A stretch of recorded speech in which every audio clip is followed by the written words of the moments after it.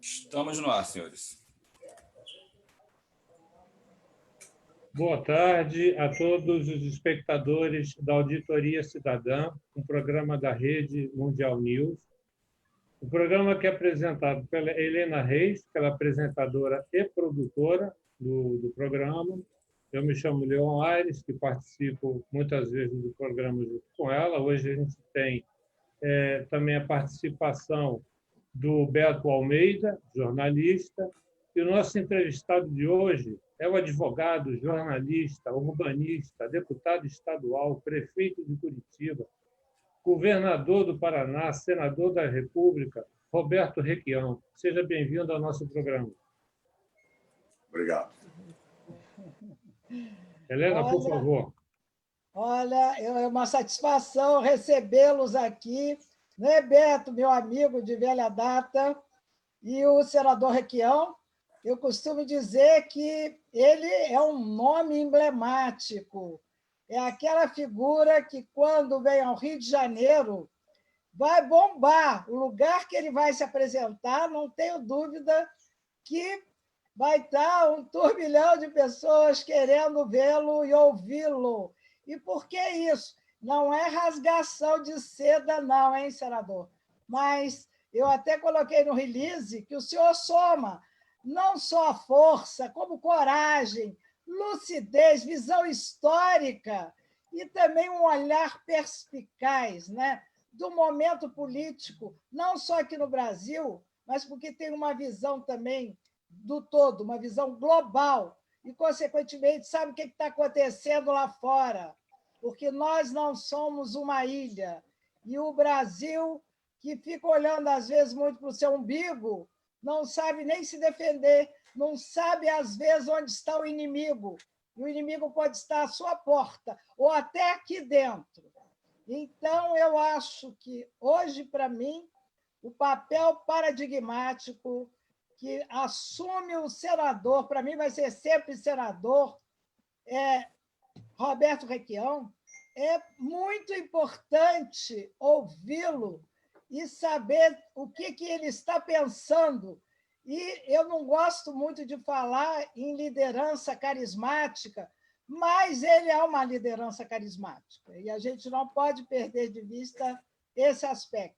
Então, eu já quero passar a palavra, mas, em seguida, eu quero depois falar até com o Beto e com o Requião sobre a crise de 2008, a crise do subprime. Mas, logo em seguida, eu volto para falar sobre isso. Obrigada. Helena, menos, né? Na verdade, menos não, eu poderia dizer, como Brizola, que eu venho de longe. Eu tenho uma trajetória na vida pública intensa e eu tenho 80 anos incompletos. Eu, nos últimos anos do meu mandato no Senado, eu presidi o Parlamento Europeu Latino-Americano, a Eurolat. Eu presidi a participação brasileira no Parlasul, fui vice-presidente do Parlatino. Então, eu tive a oportunidade de conversar com as principais lideranças políticas e econômicas do mundo e entender de uma forma aprofundada o que está acontecendo. Mas o que eu posso dizer a você é que eu não sou um sucesso na política. Eu perdi a última eleição, eu fui destruído pelos fake news, pelo bolsonarismo, pelas mentiras, pelas infâmias colocadas no processo. Mas se pensavam que isso me tiraria do processo político brasileiro, estavam enganados. Mandato é um instrumento, temos outros. Um deles é a internet, que nós estamos usando nesse momento para conversar sobre o Brasil, sobre a inserção da nossa economia na política mundial, o que tem acontecido no mundo, principalmente depois da derrota da Alemanha, dos nazistas, e a derrota do comunismo na União Soviética, com a revanche do capital financeiro na tentativa absurda de escravização dos povos do mundo. Nós estamos incluídos nessa luta. Mas vamos lá, vamos adiante. Pois é, então eu gostaria logo de falar quando aconteceu a crise do subprime em 2008, o que ocorreu? O mundo estava assim perplexo. O que estava acontecendo? Ninguém sabia direito, né? E aí eu estou sabendo que em Curitiba estava sendo organizado um seminário internacional que iria nos explicar, iria nos desvendar esse mistério de bolha, esse mistério de uma grande crise americana que ia levar o mundo de roldão. Enfim, era um problema atrás do outro, né? E a gente não sabia se era fake news, se não era, não se falava ainda nessa palavra, fake news, né? Então, eu fiquei desesperada, eu digo, eu quero entender o que está acontecendo no mundo. Aí vai ter um seminário em Curitiba, é para lá que eu vou. E fui. E aqui, olha, tenho até hoje guardado na minha casa aqui um folheto sobre este seminário que reuniu em Curitiba grandes pensadores da ordem econômica, financeira mundial, e, enfim, tinha representantes da China, dos Estados Unidos, da Rússia, da Índia, da América Latina, e aí estava lá o Beto Almeida capitaneando, e também o Roberto Requião. Aí é por isso que eu digo, quando eu falo e desenvolvo esse meu raciocínio, trazendo à tona a figura do senador, eu não estou exagerando. Eu acho que só uma pessoa que tem essa visão de conjunto poderia imaginar que era um momento propício para se fazer uma reunião dessa envergadura em Curitiba. Quer dizer, não é o Rio de Janeiro sempre que é o centro de tudo? A caixa de ressonância do Brasil, o Rio de Janeiro já tinha deixado de ser há muito tempo essa caixa de ressonância. E nós tivemos que nos mandar para Curitiba. E eu gostaria, então, relembrando, e eu estou dizendo isso porque eu estou pegando como um ponto fundamental da nossa análise atual este momento de 2008, e foi lá em Curitiba que as coisas começaram a adquirir uma forma, um rosto e um conhecimento, porque até então o que é subprime? Ninguém sabia direito. E o capital financeiro não é bom? Vamos abrir as portas do Brasil para o capital financeiro.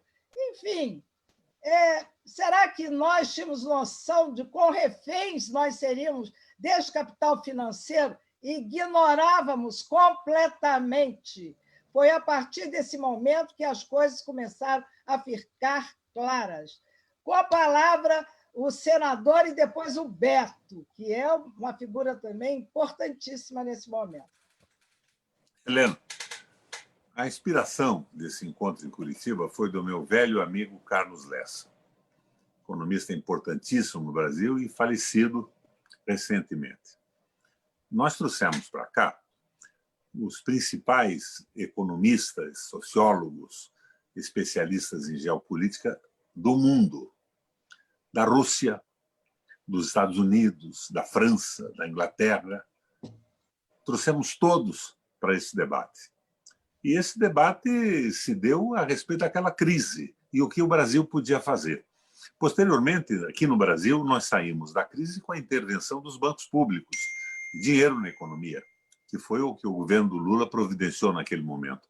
BNDES, Banco do Brasil, pondo dinheiro na economia, e nós conseguimos sair da crise e ainda conseguir um aumento do produto interno bruto razoável. Mas o que aconteceu? Os Estados Unidos passou a entregar a economia para o setor financeiro. Ele não se preocupava mais com tecnologia, com robotização. Aliás, ele não se preocupava nem com a saúde do seu povo, nem com a estrutura social. Recentemente, o Jimmy Carter escreveu uma carta ao Donaldo. Donaldo, você sabe quem é, né? É um americano que circunstancialmente está na presidência da República, deve ser um parente próximo ou afastado do Pato Donaldo. Ele escreveu uma carta ao Donald Trump dizendo o seguinte: os Estados Unidos hoje têm razão de estar preocupado com a China, porque nas últimas décadas os Estados Unidos investiu 300 trilhões de dólares nas suas forças armadas, objetivando conseguir o controle da geração de energia e dos minerais estratégicos, derrubando governos, levando povos inteiros à miséria, provocando êxodos absolutamente inimagináveis em países da Terra. E a China, que foi explorada pelos Estados Unidos num primeiro momento, explorada por quê? A China não tinha defesas trabalhistas estabelecidas. Não havia nenhuma lei que protegesse os trabalhadores, não havia sindicato funcionando. Então, essa mão de obra barata foi utilizada pelos capitais norte-americanos para fugir às prerrogativas dos trabalhadores no seu país. E a China, ao contrário dos Estados Unidos, não se incomodou em derrubar governos, invadir países e provocar conflitos. Ela foi se apropriando da tecnologia e desenvolvendo mais. Industrialmente, robotização das empresas, construção de casas, novas cidades inteiras foram construídas, e agora ela se dedica a um projeto que é uma espécie de novo plano Marshall, que é a construção da Rota da Seda. E se desenvolveu fantasticamente, tecnologicamente, e levantou o seu padrão de vida de uma forma sensível. Agora, a China tem 1,5 bilhão de habitantes. Imagina como foi esse esforço. A China descentralizou a operação industrial e centralizou um planejamento duríssimo na mão do partido que domina o país. E os Estados Unidos só têm como ativo hoje, com esse esquecimento da tecnologia, do avanço tecnológico, as suas forças armadas. Então, este problema da financiarização da economia levou àquela crise de 2008 e 2009. O sujeito, primeiro, era estimulado a vender a sua casa, a financiar um dinheiro dando como garantia a sua casa. Mas daí, para não parar o processo econômico, que não estava industrialmente se desenvolvendo, ele financiava outra vez. Esse é o subprime, né? Financiava outra vez, aumentava o financiamento, e, no fim, se ele fosse vender uma casa que estava financiada por $200 mil, ele ia conseguir 50 mil no mercado com ela. Principalmente o boom imobiliário da Flórida provocou a grande crise norte-americana. E essa crise lá foi enfrentada de uma forma diferente da daqui. Se lembra, Helena, a General Motors tinha um problema semelhante ao da Petrobras, de corrupção interna. O que fez o Obama? Estatizou a General Motors. A polícia e o Ministério Público cuidaram da corrupção. E, posteriormente, o governo americano devolveu a General Motors ao mercado, porque não era sua obrigação produzir automóvel. Então, nós estamos na continuidade desse processo num caminho totalmente diferente. Nós estamos seguindo o famoso Consenso de Washington, assinado pelo Fernando Henrique Cardoso. Nós estamos seguindo os interesses geopolíticos dos Estados Unidos e nos submetendo a ser uma espécie de país de segunda categoria, como um Estado associado aos Estados Unidos, um Porto Rico, num modelo totalmente fracassado de liberalismo econômico que não anda bem no mundo. Dificulta o governo da Alemanha, quase que inviabiliza um governo progressista na Espanha, e não anda bem no mundo. Tem que haver modificações. Esse modelo que contaminou a Europa pede asilo no Brasil, moribundo, quase morrendo, e um bando de imbecis, de nécios e de idiotas aceita isso. Militares com pijama, sem pijama, mas, na verdade, despidos de inteligência e de identidade com o nosso povo, de apreço pela soberania, suportam um governo que é o governo do Meirelles, não é o governo do Bolsonaro. O Bolsonaro foi um acidente de percurso no processo de desmoralização da política realizado pela guerra híbrida, pela ação da Globo na desmoralização de todos os políticos, dos nacionalistas e dos verdadeiros democratas. Aconteceu o Bolsonaro. Mas hoje o Bolsonaro não passa de um animador de picadeiro no grande circo em que se transformou o Brasil. E nós estamos com uma necessidade absoluta de levantar a consciência da população para superarmos esse problema. Minha proposta: nós temos que ter um projeto nacional. Nós temos que aprender com os países do mundo como se sai de uma recessão econômica como essa. Nova política alemã, lá atrás, com o Horace Greeley e Arna Schacht, a política dos Estados Unidos, o New Deal, né? o novo pacto americano, assessorado também pelo Keynes, mas comandado pelo Roosevelt. Lembra que o Roosevelt, quando esteve no Brasil, no discurso de despedida, deixou claro e agradeceu ao Getúlio Vargas que o New Deal, o novo pacto americano, tinha sido inspirado nas atitudes do Getúlio Vargas no governo brasileiro, com a criação de empresas públicas, da Petrobras e de tudo mais. Então, nós estamos nesta situação. Um bando completamente errado e equivocado, submetido ao capital financeiro, tentando dominar o país, prejudicando o trabalho, eliminando de forma radical as conquistas trabalhistas do Ocidente, a CLT do Getúlio Vargas, as outras conquistas que a nossa legislação foi incorporando, de valorização do trabalho, e querem colocar de forma absoluta o domínio de meia dúzia de pessoas, donos da concentração de renda, escravizando a nossa população. Nada diferente daquilo que se anunciava no nosso seminário em Curitiba. Você veja, 2008 para cá, nós aparentemente íamos avançar e retrocedemos, né? Mas eu queria que o Beto falasse de um programa também super interessante na época, né? Brasil Nação, porque ele, semanalmente, ele reforçava essa ideia da soberania nacional. Para mim, eu acho que é uma pedra de muito valor, né? A gente tem muita pedra aqui, mas também abandona assim, sem mais nem menos, e vende a preço de banana, né, Beto? Já visto o que fizeram com a Vale do Rio Doce? Mas fala aí um pouquinho do teu programa Brasil Nação. Boa tarde, Helena. Boa tarde, Leon. Boa tarde, governador Roberto Requião, aos que nos acompanham também nesse programa da Rádio Mundial. Eu lembro que o programa Brasil Nação... Aramis, me liga depois, eu estou no meio de uma live aqui. Exatamente a uma decisão, né, corajosa do então governador Roberto Requião, que fortaleceu a TV Educativa do Paraná, colocou-a em alcance nacional, fez um convênio de cooperação, inclusive, com a Telesur.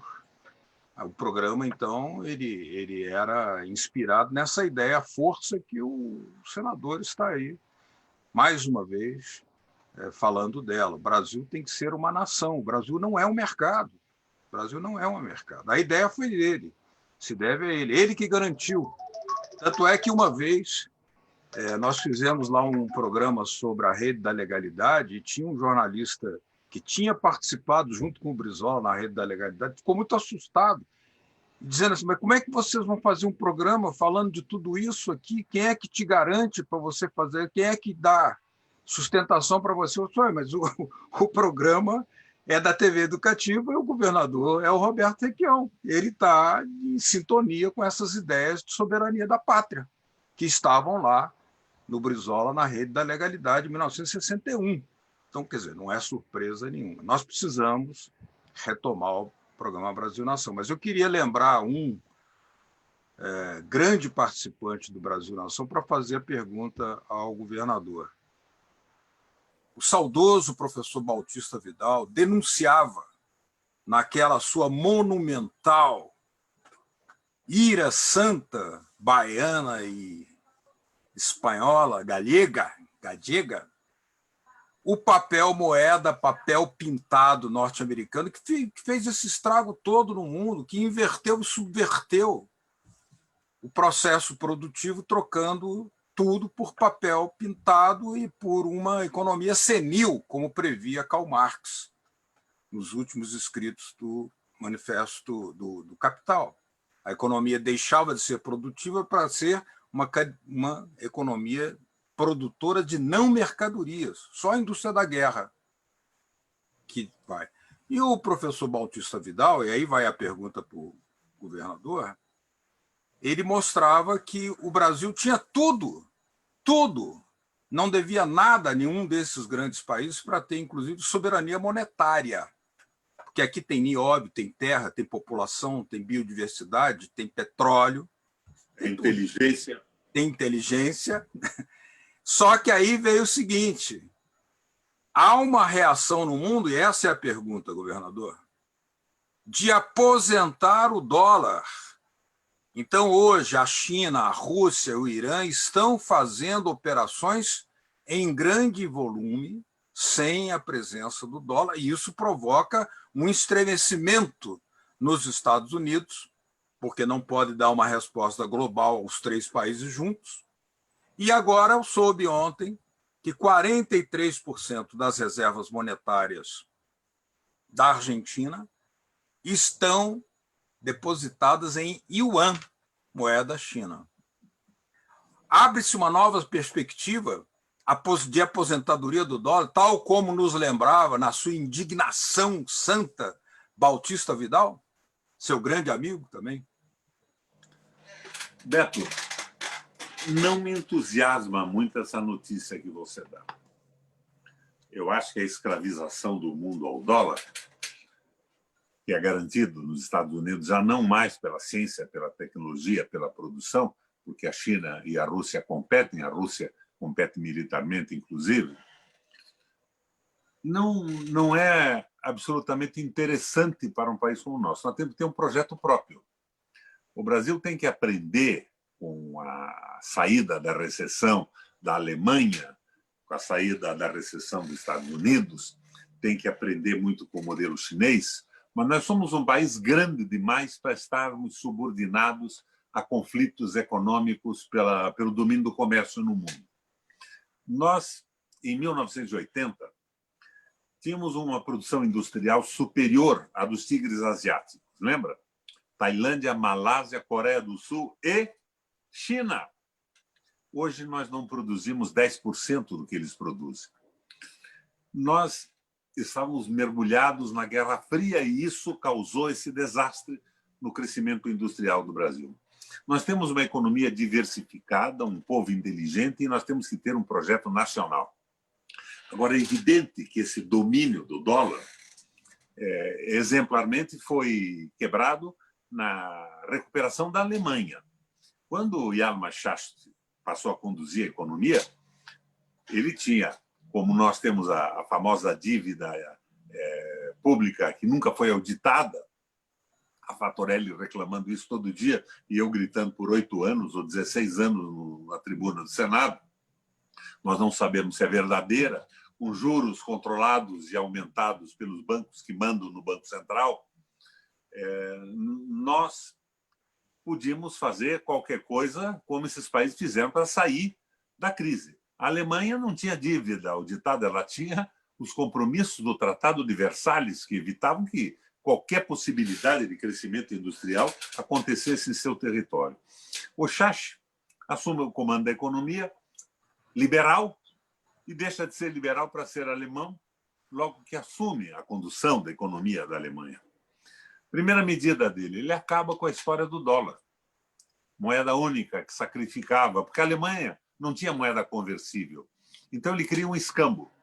A Alemanha só compra de países que comprarem da Alemanha e paga as suas dívidas de compra com mercadorias alemãs. Escapa do domínio absoluto do dólar. E é isso que a gente tem que fazer. Hoje nós estamos num país de economia diversificada, em crise recessiva pesada, e nós estamos sendo sacrificados por esses negócios internacionais, em dólar, e esta loucura do comando da economia pelos rentistas, representados pelos bancos e pelo Guedes. Então, eu acho que nós devíamos procurar, na América Latina, por exemplo, onde temos uma certa similaridade de desenvolvimento, de pobreza e também de inteligência, uma moeda latino-americana, que não seria exatamente a chinesa. A China, Beto, tem a nossa admiração. que ela cresceu nos últimos 30, 40 anos, foi uma coisa fantástica. Ela tem 1,5 bilhão de habitantes. Mas eu lembro sempre de um presidente norte-americano, o nome não me recordo agora, que dizia o seguinte: países não têm amigos, países têm interesses.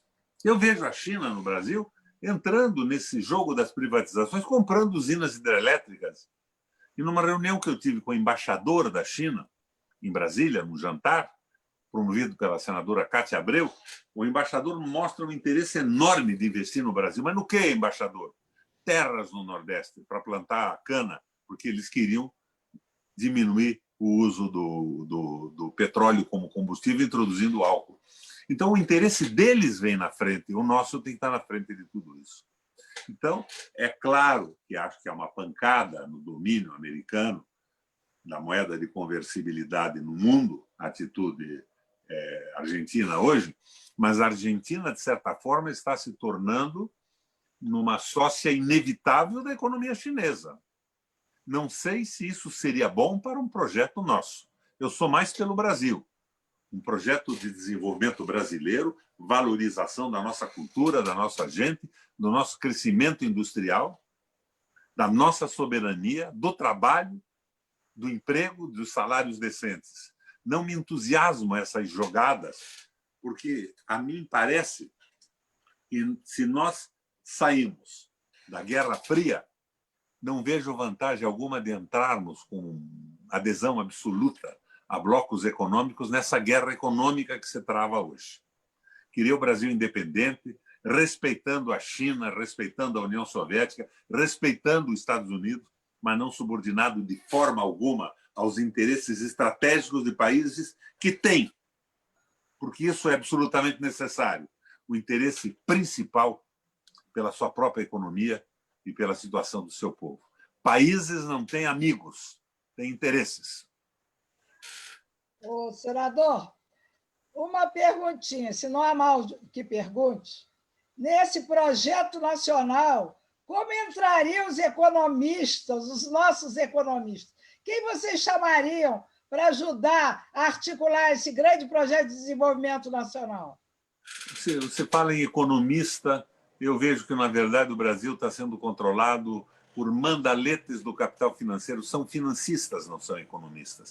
Eles estão fechados dentro de uma caixinha.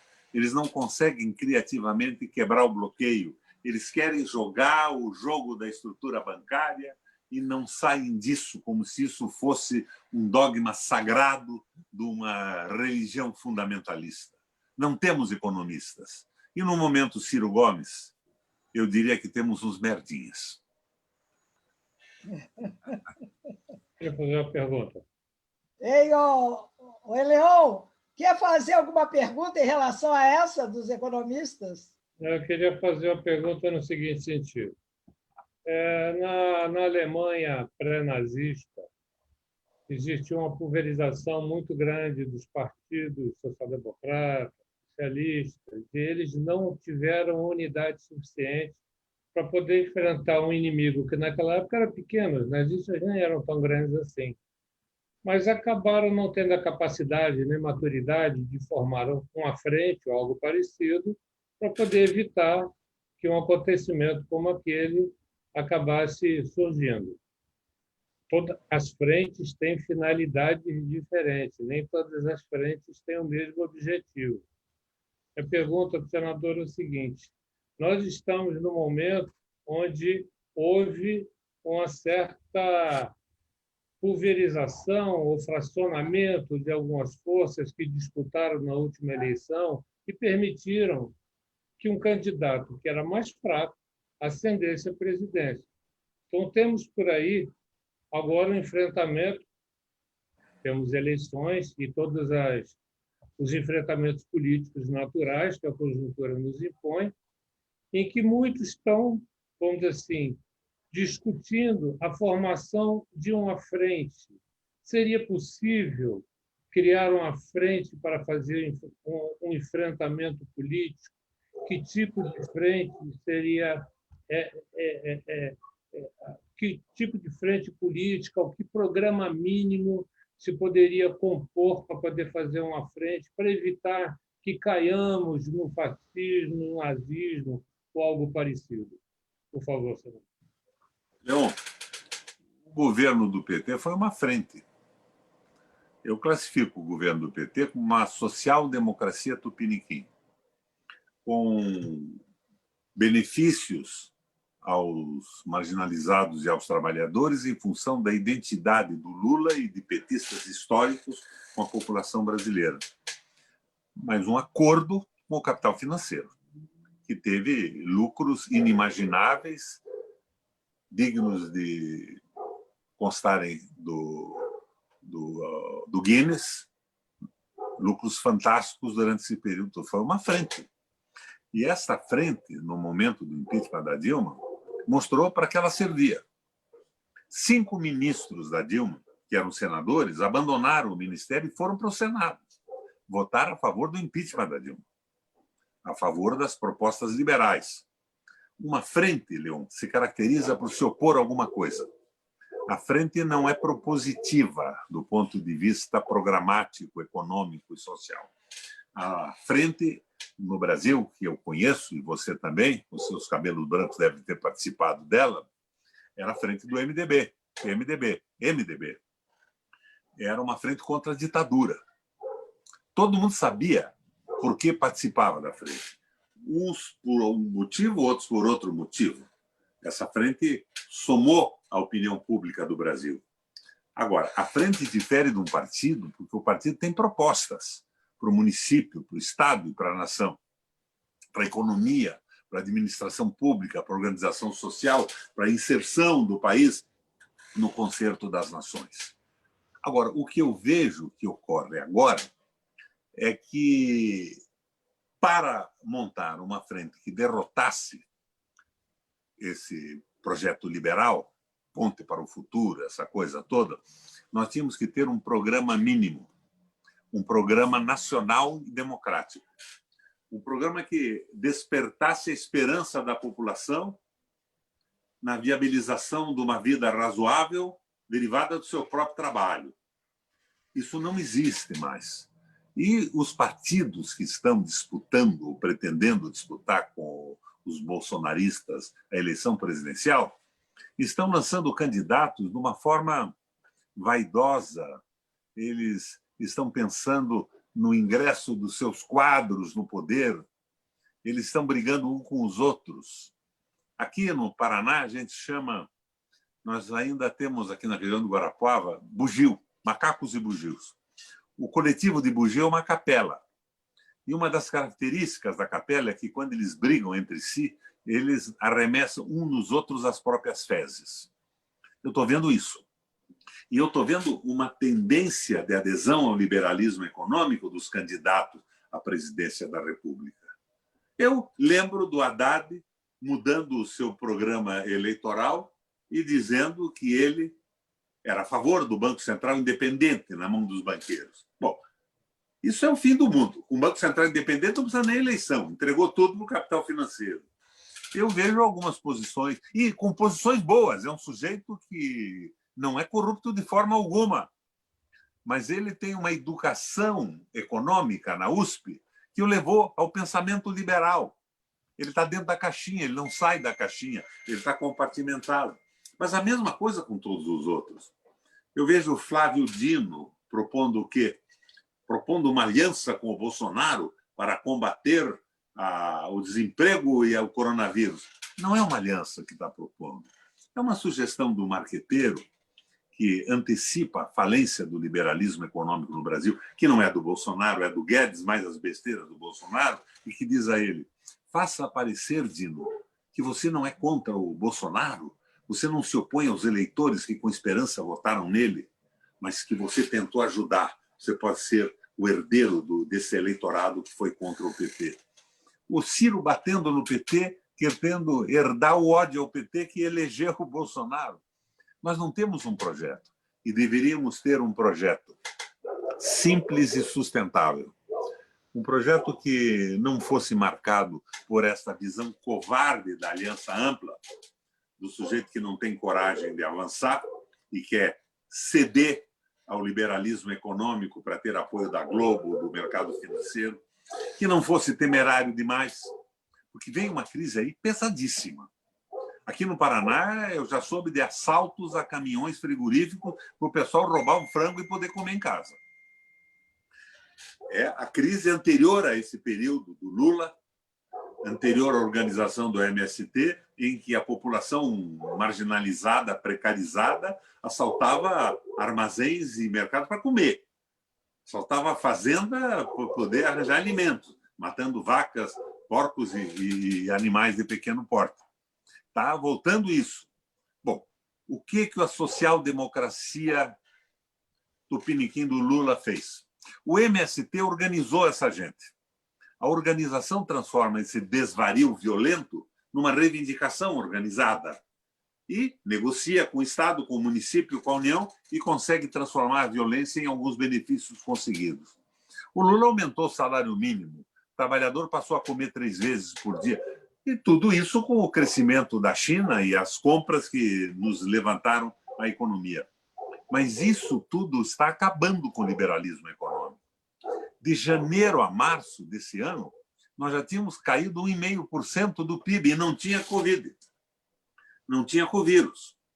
O Guedes está nos levando ao desastre. E o Covid foi o acelerador desse processo. Mas, ao invés de construírem uma proposta sustentável, como queria o Guerreiro Ramos, o velho Guerreiro Ramos, o Guerreiro dizia que você não pode imaginar mudar um país da noite para o dia. Você tem que estabelecer aberturas para o processo de mudança que vai ser progressivo e homologado por escrutínios eleitorais.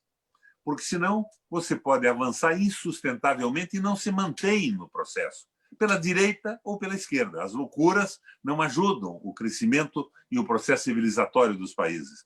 Nós precisamos disso. Não candidatos partidários. Um programa de recuperação que devolva a esperança, que seja sustentável. Não adianta, por exemplo, eu dizer para você, temos que abolir os bancos privados. Não, nós temos que botar freio e bridão no Banco Central, para que o Banco Central siga uma política soberana de benefício nacional. Ele não pode ser administrado pelos rentistas e pela banca privada. Mas eu vou até aí.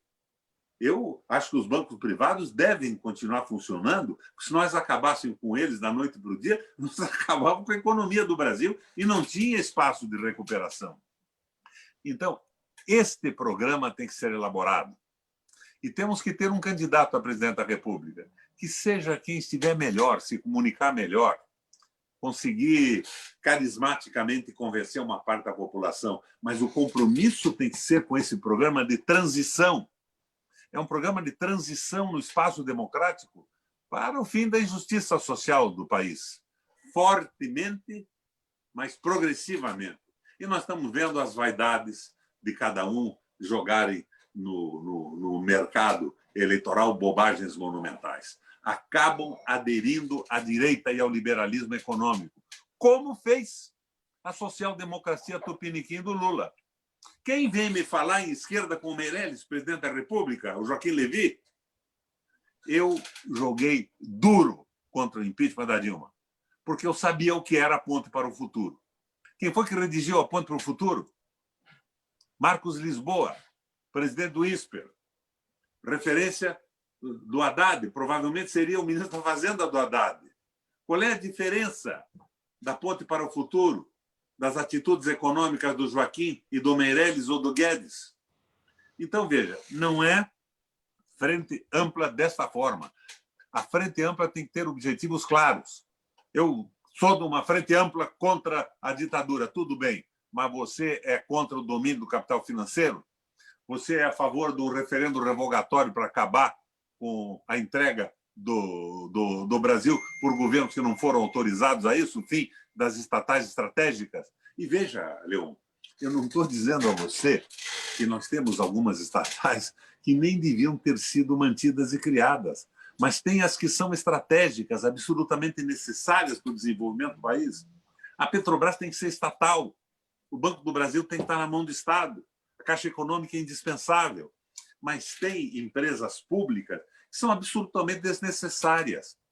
Tem empresas públicas criadas por governos, dentro do seu programa, que até foram necessárias em determinado momento. Mas o momento passa, a economia evolui, os fatores se alteram e a empresa pública continua existindo com planos de cargos e salários, orçamentos, sem ter nenhuma necessidade de existir. Então, nós temos que recorrer à experiência alemã, à experiência japonesa, à experiência chinesa e à experiência norte-americana e montar um projeto de transição que levante a esperança do povo e seja sustentável. Agora, esta briga de bugio de candidatos a presidente da República não nos leva rigorosamente a nada. Eu estou achando que assim, tem espaço para discutir exatamente um programa mínimo, porque não me parece, até pela sua fala, que existe uma grande possibilidade de sentar, discutir, montar um fórum ou algo parecido. O espaço que tem é o que nós estamos usando, Leon. Eu acho que nós temos que levantar o nível de consciência da população brasileira, dos quadros médios, chamar os intelectuais orgânicos para o processo de discussão, convencer os quadros médios, porque nós não vamos sustentar uma frente com o Rodrigo Maia. Por que não o Queiroz nessa frente que é o Rodrigo Maia? O Fernando Henrique Cardoso, que privatizou 63 empresas brasileiras, inclusive a Vale do Rio Doce. Lembra que o Bolsonaro queria matar o Fernando Henrique? Que dizia que ele tinha que ser eliminado? O Bolsonaro não é liberal, não é nada, ele é um oportunista vulgar, é um animador de picadeiro no circo em que a direita e a mídia comercial transformou o Brasil. Ora, temos que enfrentar isso.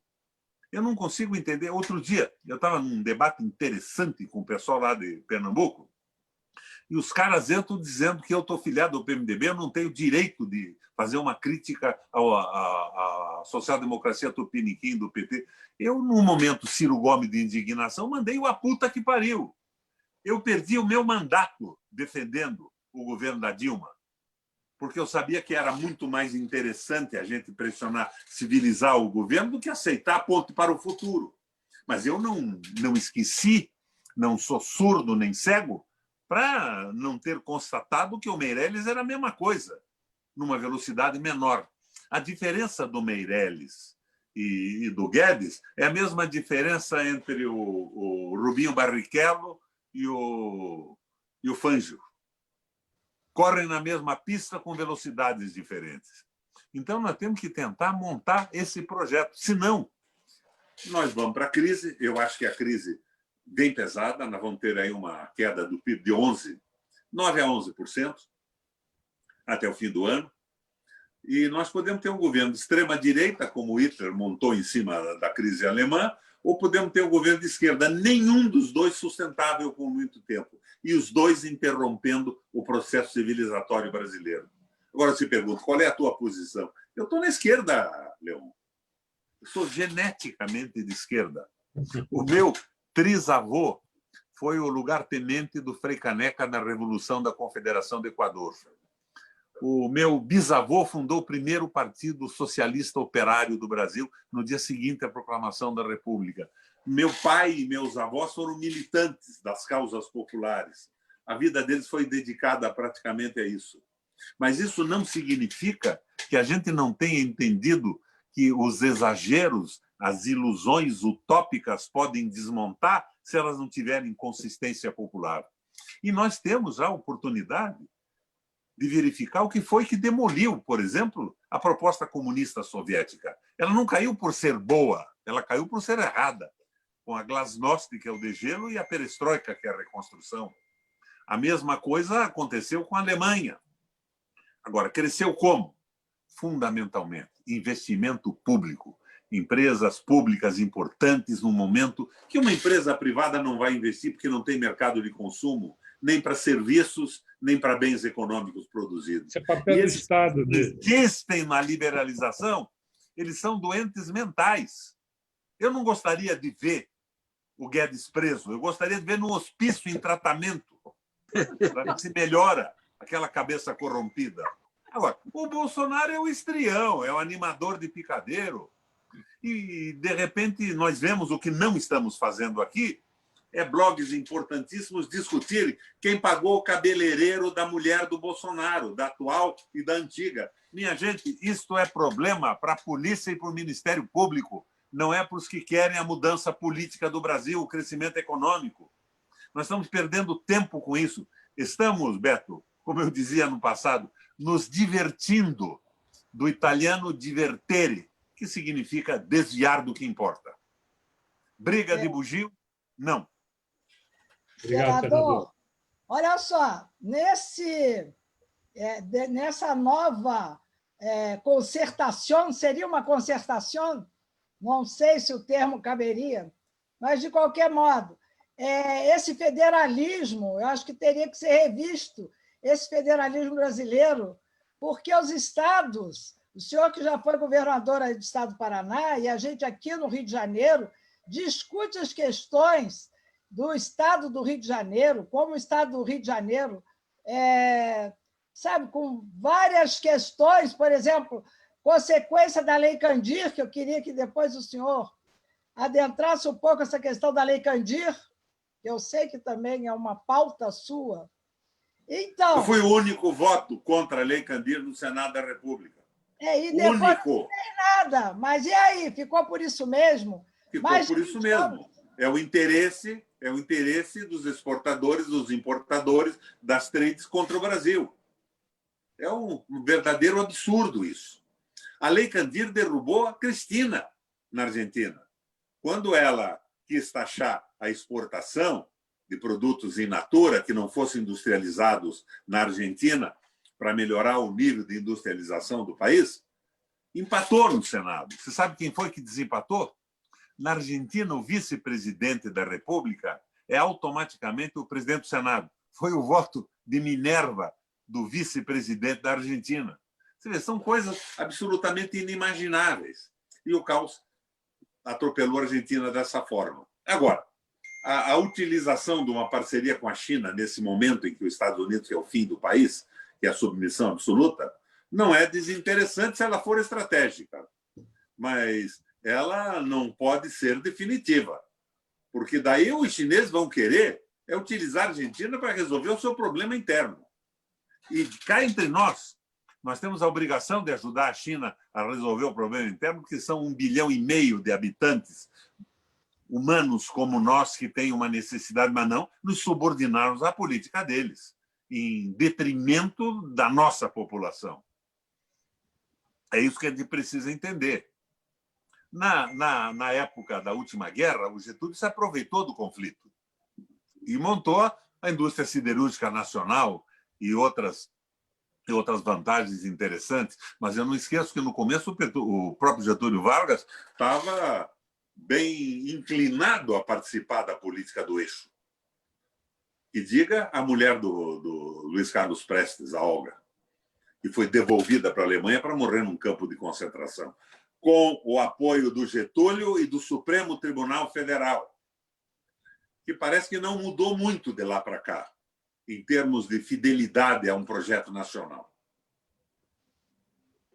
Agora, o senador, a gente fala em usar um capital para o desenvolvimento do país. Agora, a gente tem um Banco Central que pega um dinheiro e usa da forma que usa com as chamadas operações compromissadas.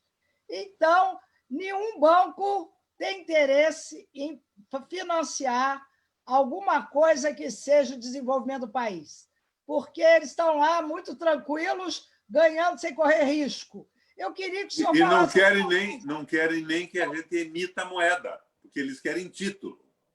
Exatamente. Os títulos, eles estabelecem o juro dominando o Banco Central e ficam com o país na mão sem produzir nada, sem colaborar com o desenvolvimento. Isso que precisa acabar. O Banco Central tem que servir ao país e não ao capital financeiro. O Banco Central americano, norte-americano, ele, por lei, tem que cuidar da moeda, mas, por lei, também ele tem que cuidar do emprego.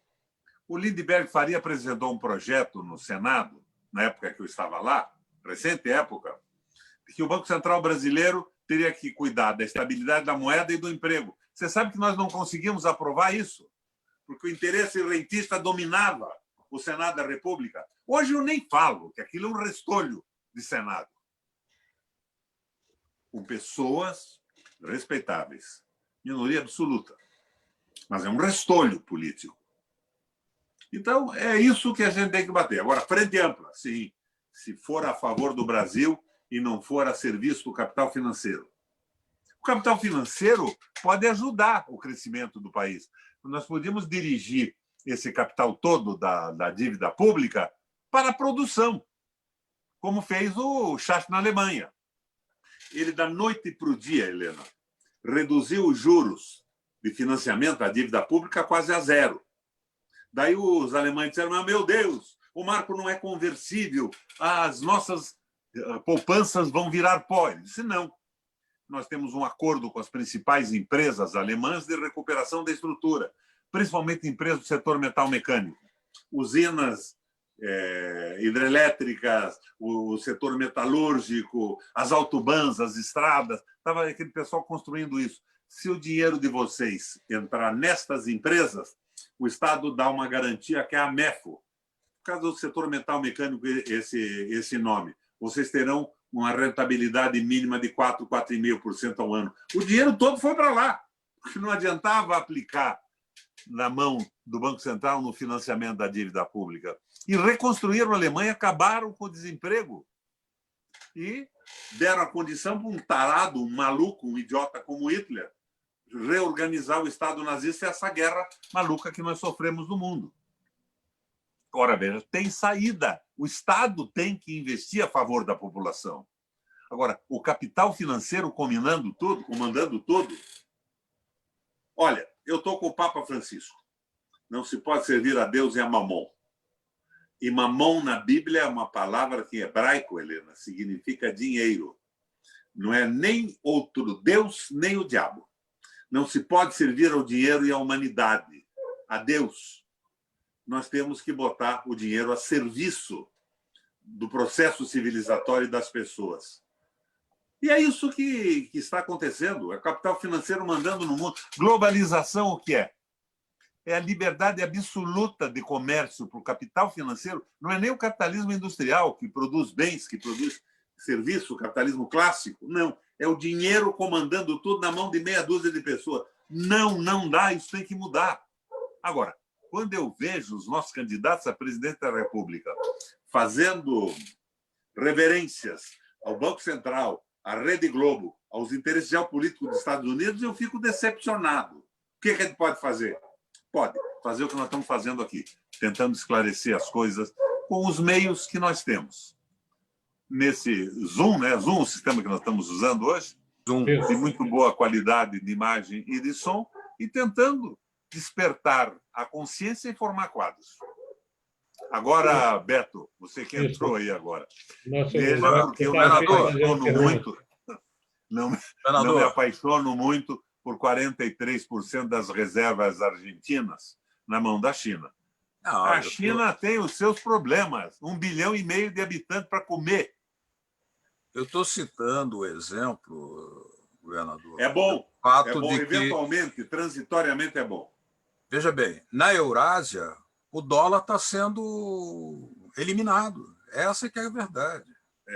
Mas não é vantagem ter uma outra moeda que nos explora igual ao dólar. Não, Você mas vê, Eurásia... a Líbia caiu quando o Gaddafi resolveu fugir do domínio absoluto do dólar na venda de petróleo. Sim, mas Até então, ele era amigo do Macron, dos líderes norte-americanos e tudo mais. Mas a nova pergunta é a seguinte. Falta nacionalismo na veia da esquerda brasileira? Eu lhe pergunto isso pelo seguinte. Hoje, o governo do Alberto Fernandes está denunciando lambanças cometidas pelo Macri, que foram muitas. Ele deixou perder milhões de doses de vacina.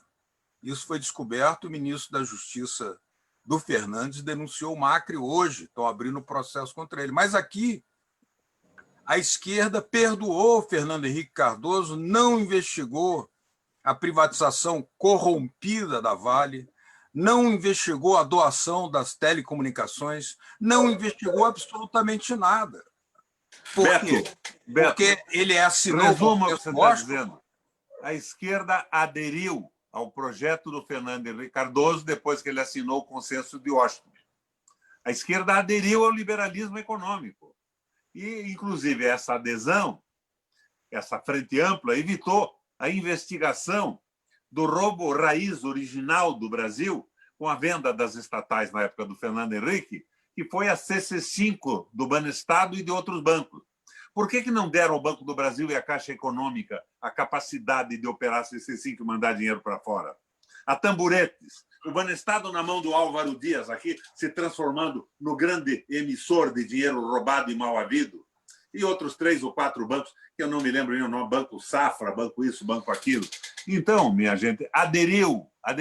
O governo foi um governo social-democrata, tokenista. Né? Token, dizia o Martin Luther King, token é um símbolo indígena americano.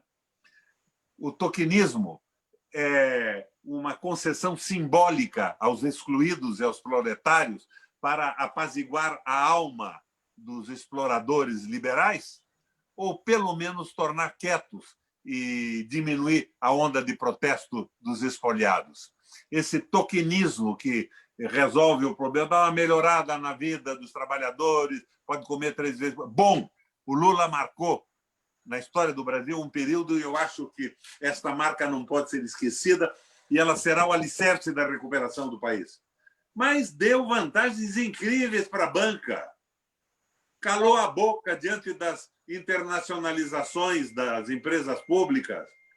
Nem um pio sobre a Vale do Rio Doce. Uma coisa simplesmente absurda.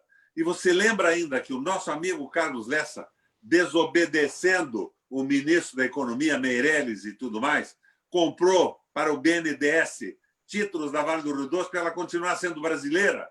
Eles venderam isso tudo agora. Não há um pio, um resmungo, em lugar algum. Não há um grito de um candidato a presidente da República contra isso. É o mesmo jogo, é um jogo sabujo, submisso. Agora, eu não estou dizendo que eles não têm propostas boas. O Ciro tem propostas brilhantes. E eu admiro essas propostas. Agora, não tenho admiração nenhuma por outras, que me parecem a continuação do liberalismo econômico e o domínio do capital financeiro, dos bancos e dos rentistas.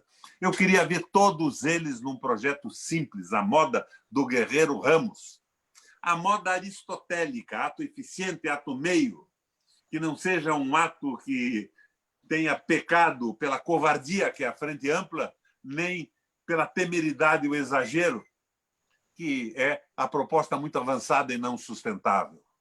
Um ato meio, uma proposta transitória. É isso que eu espero para o Brasil. E é isso que eu estou tentando fazer. Me perguntam agora, Requião, por que você está na internet? Por que você faz tantos programas todo dia? Então, você está pensando em reeleição? Você foi senador 3 vezes, governador 2 vezes. Eu estou pensando que eu posso contribuir com a experiência que eu tive na política, com o Parlamento Europeu na presidência, com o Parlasul, com o Parlatino, com a minha atuação no Senado, com companheiros valorosíssimos que tinha em todos os partidos, no PT, a Gleisi, o Lindbergh, no PCdoB, a Vanessa Graziotin, a Lídice da Mata, gente de primeira categoria. Nós formamos uma opinião e conhecimento. Eu estou presente na política do Brasil com quase 80 anos, que é a melhor fase da vida, ao contrário do que os idiotas dizem por aí, esperando contribuir para melhorar o meu país, para mim, para os nossos filhos, para os nossos netos. Eu não vou abrir mão de continuar participando e contribuir com a experiência que eu adquiri nesse período todo. Nós temos que fazer a mudança da cabeça dos quadros. Não é possível que um quadro como o Haddad pense só dentro do quadrado do liberalismo econômico, do domínio do capital. É a sociologia uspiniana, senador. Do capital financeiro. Antitrabalhista, anti-Getúlio. Ali a USP tudo. é uma O Fernando Henrique de... dizia isso. Temos que acabar com o período do Getúlio Vargas. Olha, temos que acabar com o período do Getúlio Vargas em que ele apoiou o nazismo, em que ele entregou a Olga. Mas o Getúlio Vargas teve uma contribuição monumental. A nossa CLT é um avanço incrível. Tinha erros? Tinha.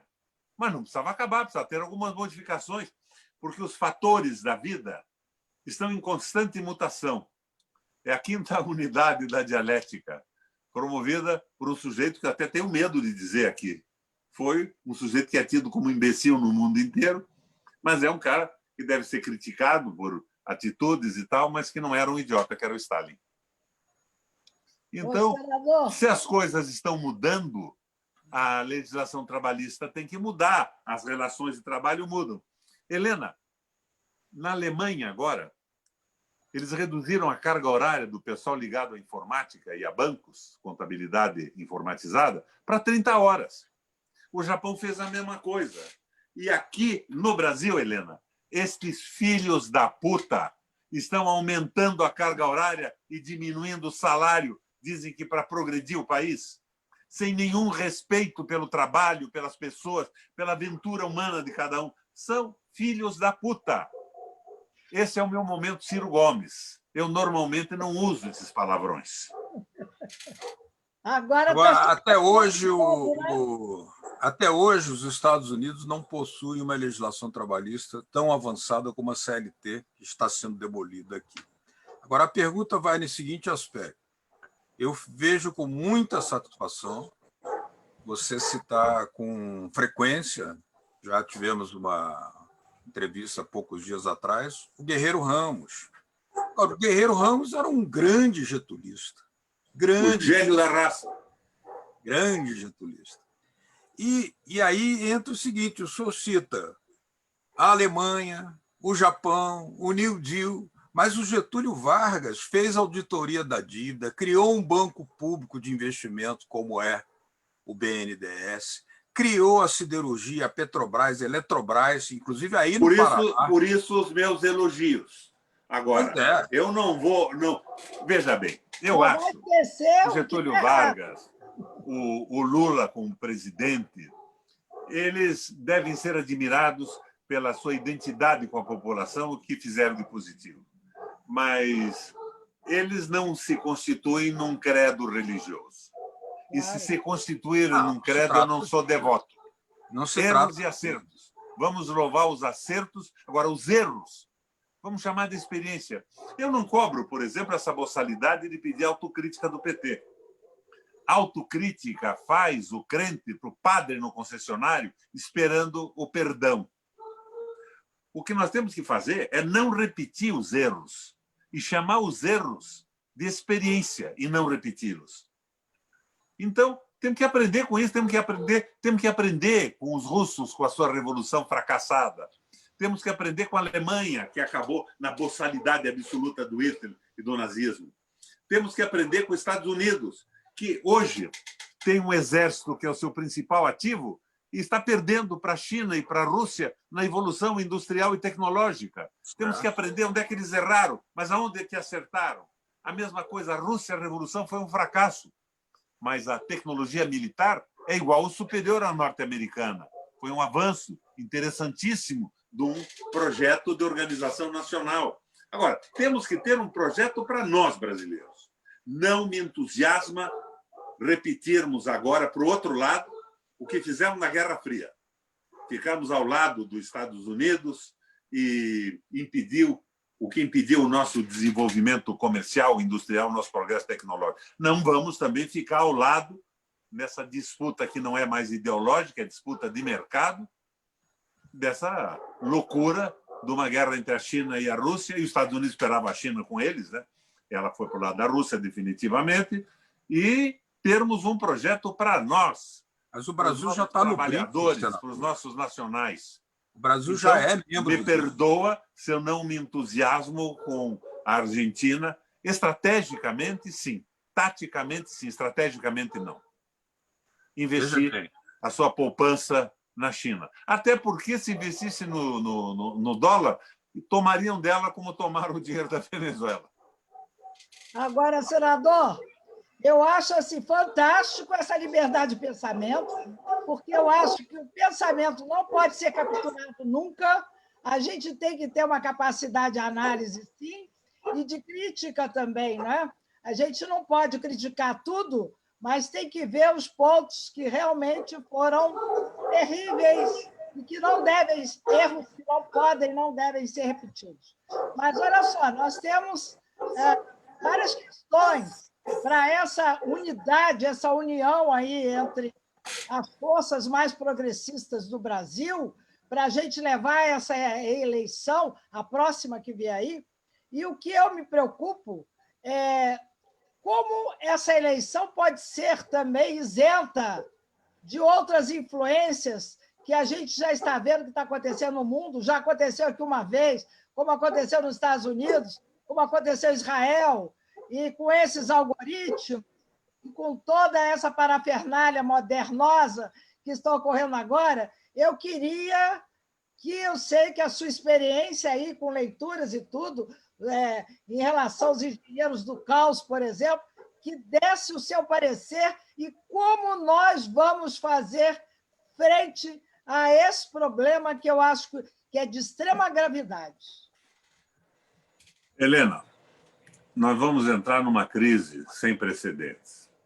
A crise abre oportunidades extremamente consistentes para a mudança. Nós estamos tentando fazer isso pela internet, mas a internet está na mão do Facebook. Meu Facebook era um sucesso quando eu comecei com posições mais claras, diminuiu. O tal do logaritmo tira você do ar. E pedem dinheiro. Para você ter ideia, eles, de repente, eu tinha um Facebook com uma amplitude de acesso monumental, o troço reduziu, daí começaram a aparecer na minha página as mensagens. Requião, se você quiser colocar esse debate com a Helena, com o Leon e com o nosso amigo lá no ar, você paga R$ 21.500 e nós expomos a 9 milhões de pessoas. Você vê se é possível isso, Beto? R$ 21.500 é a proposta que me faz insistentemente. E quando você joga contra os interesses deles, eles te tiram do ar. Agora, vamos usar o que é possível. E vamos esperar que, se nós tivermos um projeto nacional de crescimento, de devolução da esperança, de soberania e de democracia, nós vamos poder capitanear esse processo da crise. Com quem que se me dá? Não quero saber se vai ser o Lula o candidato, se vai ser o Dino, se vai ser o Ciro Gomes, desde que tenhamos um projeto que não seja aliança, adesão absoluta do pessoal que só sabe jogar dentro do seu quadradinho. Então, é isso. Nós estamos tentando fazer isso. A contribuição que nós estamos dando é essa. E o caos vai provocar uma mudança. Não há dúvida nenhuma. Esses milicos completamente despidos de inteligência vão nos jogar, com o Bolsonaro e o Guedes, numa situação indescritível e muito rapidamente. Beto quer fazer uma pergunta, né, Beto? Sim. É o seguinte, uma comparação, porque quando Getúlio Vargas fez a auditoria da dívida externa, reduzindo-a a menos da metade, porque em sua maioria eram títulos falsos, ele não tinha autorização, foi um gesto de vontade, um apoio popular, que o levou a fazer aquelas medidas, enfrentando a banca inglesa na época. O Lula tinha a seu favor uma lei, uma constituição, estava no regime de medidas transitórias. Não foi o Lula, foi o período da Dilma. Não. Falo do... O Congresso votou a auditoria da dívida e a Dilma vetou. Eu sei, mas estava nas disposições transitórias da Constituinte, da Constituição. Está ainda. E o Lula não quis. Mas daí o Congresso deu autorização para a Dilma fazer e ela vetou o projeto de lei. Mas o Lula não buscou também trabalhar aí. Não buscou. Lula e Dilma. No caso da Dilma foi diferente, porque ela foi provocada a fazê-la por autorização do Congresso Nacional, do Senado e da Câmara. Então, foi vetado. E quem edificou, portanto, porque eu queria casar com a frase que o Lula repete muitas vezes, que é: nunca os banqueiros ganharam tanto dinheiro como no meu governo. Sim. É a social-democracia tupiniquim. Sensibilidade com a população, comportamento tonquenista, de pequenos favores aos proletários, algum favor significativo. Não se vai esquecer a identidade do Lula na história do Brasil com o proletariado e a sua sensibilidade pessoal. Mas foi uma aliança com o capital financeiro. E deu no que deu. Eu acho que ele mudou muito. Ele teve muito tempo de refletir na cadeia. Conversei poucas vezes com ele depois, mas notei uma mudança sensível. Agora, o Lula hoje está ameaçado a cada dia de voltar à prisão, com essa situação do domínio absoluto do judiciário no Brasil. Então, não se pode pedir que ele seja um Gandhi, que ele seja um Mandela que se dispõe a ficar 27 anos na cadeia, até porque ele não tem tempo de vida para isso mais. Agora, cumpriu um papel importante na história do Brasil. Inclusive, eu faço o mesmo raciocínio com a Lava Jato. A Lava Jato expôs a corrupção endêmica da política brasileira, só que depois utilizou uma desobediência legal e uma obediência aos interesses geopolíticos dos Estados Unidos para prejudicar o país e o proletariado, largando o governo na mão do como é o nome desse cara? O Bolsonaro.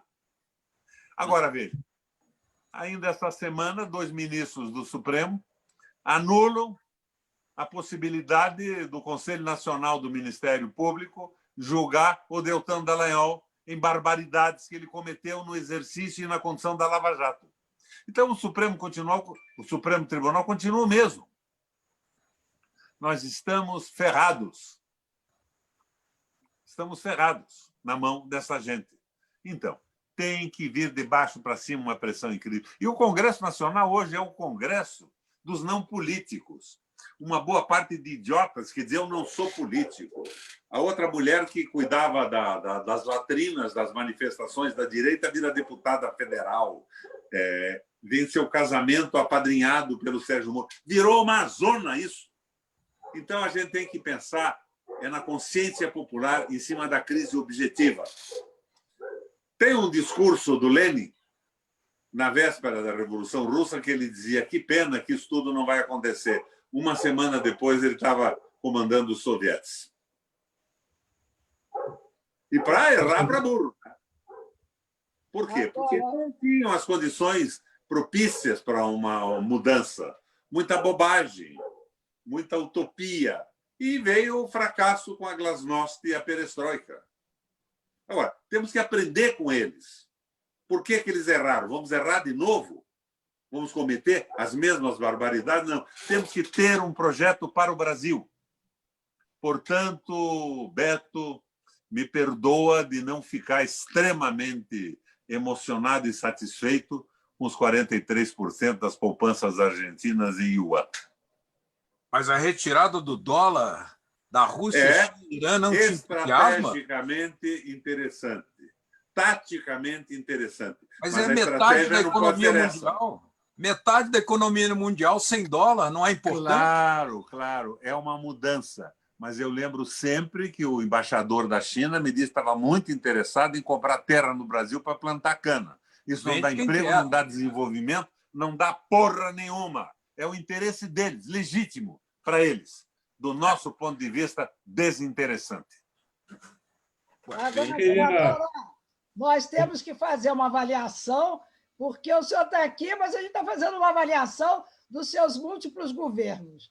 E aí, no Senado, eu queria saber os principais projetos de lei, não só os projetos de lei, mas audiências públicas. Eu sei, eu listei várias, mas eu queria que o senhor me dissesse quais foram as mais importantes, quais as principais e que têm essa conotação de defesa do interesse nacional. Por exemplo, eu fui autor da Lei do Direito de Resposta na mídia brasileira. Perfeito, aprovei na Câmara e aprovei no Senado. A presidente Dilma vetou a participação direta do ofendido nos programas de televisão. Por que ela fez isso? O acordo amplo. Eu fui o autor da Lei de Abuso de Autoridade, aprovada no Senado, aprovada na Câmara, acabando com essa visão de corporativismo e domínio absoluto do Ministério Público e do Judiciário em cima da vida das pessoas, estabelecendo a ordem jurídica, a obediência à lei. Eu discuti com o mundo isso. Sérgio Moro participou da minha discussão e estava de acordo com tudo. Só que, no fim, numa reunião do Senado, ele queria introduzir a hermenêutica livre. O que é isso, Helena? A lei diz o seguinte: a Helena não pode fazer isso, o juiz diz, não, ela pode.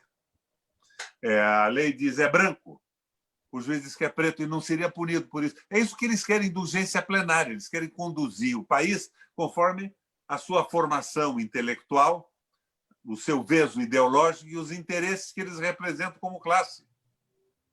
Mas eu aprovei. Bolsonaro vetou alguma coisa, mas essa lei existe. São duas leis importantes e outras leis em benefício do Paraná, tentando segurar empréstimos que seriam, como se verificou depois, roubados pelo Beto Richa, que acabou na cadeia com tornozeleira no pé hoje. Eu defendi o meu Estado, defendi o país, as minhas convicções. Fiz política nacional e participei muito na política global, como presidente e co-presidente da Eurolat, com 75 países no mundo. A minha sede era em Bruxelas, mas fiz reuniões na Itália, na França, no mundo inteiro, nos países do Báltico, Letônia, Estônia e Lituânia, e me enfronhei nessa política que define a política brasileira. Nós estamos dentro desse quadro de reação do capital financeiro contra as políticas sociais da social-democracia europeia. Eles querem dominar tudo e escravizar o povo. A cabeça do Mourão. Como é que um país que gerou Aurélio Suassuna pode ser governado pelo Mourão e pelo Bolsonaro? É inacreditável isso. E esses generais acreditando em terra plana, meu Deus! Claro que o Brasil precisa ter um exército forte, num modelo de Brasil soberano, independente e com justiça social. Mas esse exército forte significaria aumentar o orçamento do exército agora nessa crise do coronavírus e cortar da educação? Não é possível isso que está acontecendo no país. E ninguém fala nada. Ninguém fala mais na raiz do processo de roubo do Brasil, que é a carta circular número 5 do Banestado e outros bancos. Por que o Lula não pediu desde o começo os documentos da Odebrecht na França para comparar com as acusações feitas no Brasil e mostrar com toda clareza que a Lava Jato estava procurando nacionalistas para favorecer o entreguismo? E o Lula disse que o nome do FHC está na lista da Odebrecht lá na Sim, mas o do FHC e o Jornal do Brasil e a Folha lá atrás, eu li nesses jornais, deixaram claro que tinham 106 magistrados brasileiros. Isso foi para a mão do Fachin. O que o Fachin fez com isso? Nada. Sentou em cima. Senador, eu queria fazer, até para os espectadores da Auditoria Cidadã, até terem conhecimento maior a respeito desse assunto, o senhor participou bastante, explicar como é que uma pessoa que tem uma carrocinha de pipoca pode, na verdade, fazer uma exportação de capitais tão grande para o exterior, que isso aconteceu durante seu governo, onde o presidente do Leon, banco que você nomeou acabou descobrindo o de pipoca não poderia. Mas o da banquinha de cachorro-quente na frente do Banestado, o nome dele foi utilizado. A CC5 era a carta circular número 5, a famosa CC5, era uma autorização para brasileiros não residentes no Brasil poderem mandar dinheiro para fora. E ela acabou sendo autorizada também para brasileiros residentes. E o cara tinha o nome utilizado. Doleiros e laranjas foram utilizados para mandar o dinheiro para fora. Em determinado momento, o Castilho, que comandou a investigação nos Estados Unidos, convenceu aqueles americanos, ou iludiu aqueles americanos, dizendo que isso podia conter um risco enorme de ter dinheiro manipulado pelos terroristas de Foz do Iguaçu. Aquela lenda urbana que Foz do Iguaçu tem terroristas árabes, uma boçalidade indescritível. Então, ele conseguiu que o FBI e o Ministério Público norte-americano procurassem o destino do dinheiro. Quando ele conseguiu o destino do dinheiro, o Márcio Tomás Bastos, que era o ministro da Fazenda, mandou ele voltar para o Brasil, mudou o comandante da investigação, foi outro delegado da Polícia Federal, e proibiu que se investigasse o destino dos Estados Unidos. Queria que se investigasse só aqui no Brasil quem eram os doleiros e os participantes do envio. Você veja, podia até ter sido de boa fé, de imaginar que os doleiros iam confessar o nome dos verdadeiros emissários do dinheiro.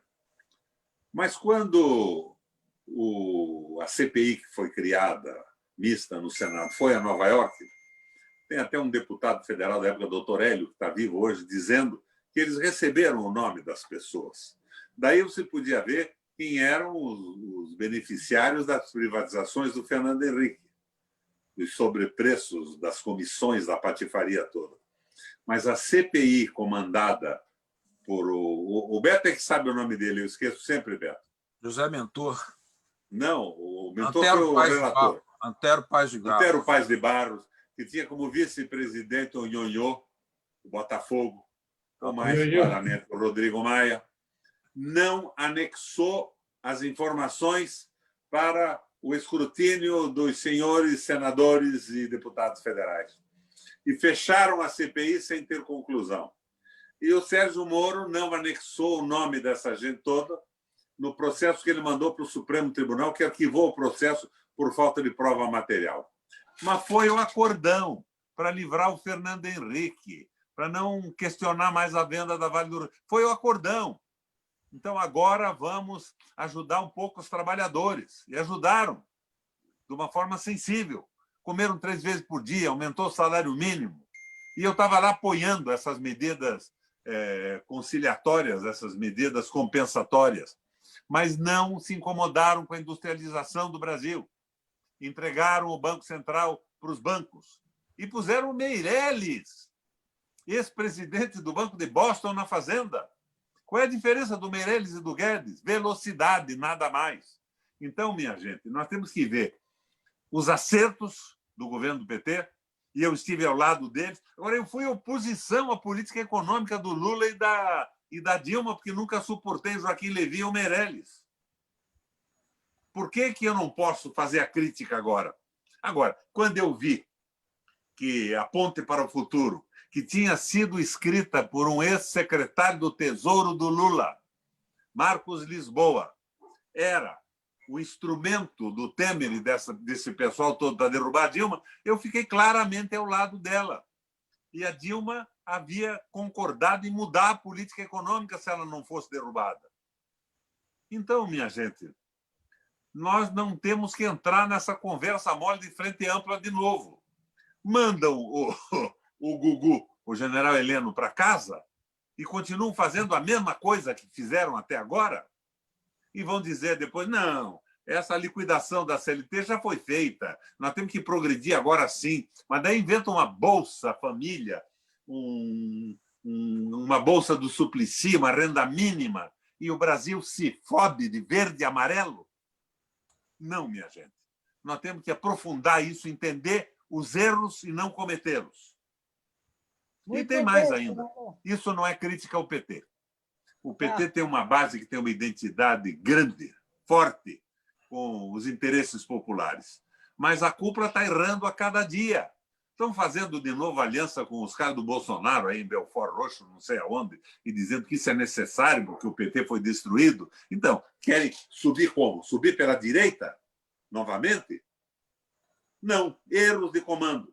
Agora, eu aprecio a direção da Gleisi no PT, firme, sempre apoiando a Marília lá em Pernambuco, nossa candidata a símbolo da esquerda no Nordeste.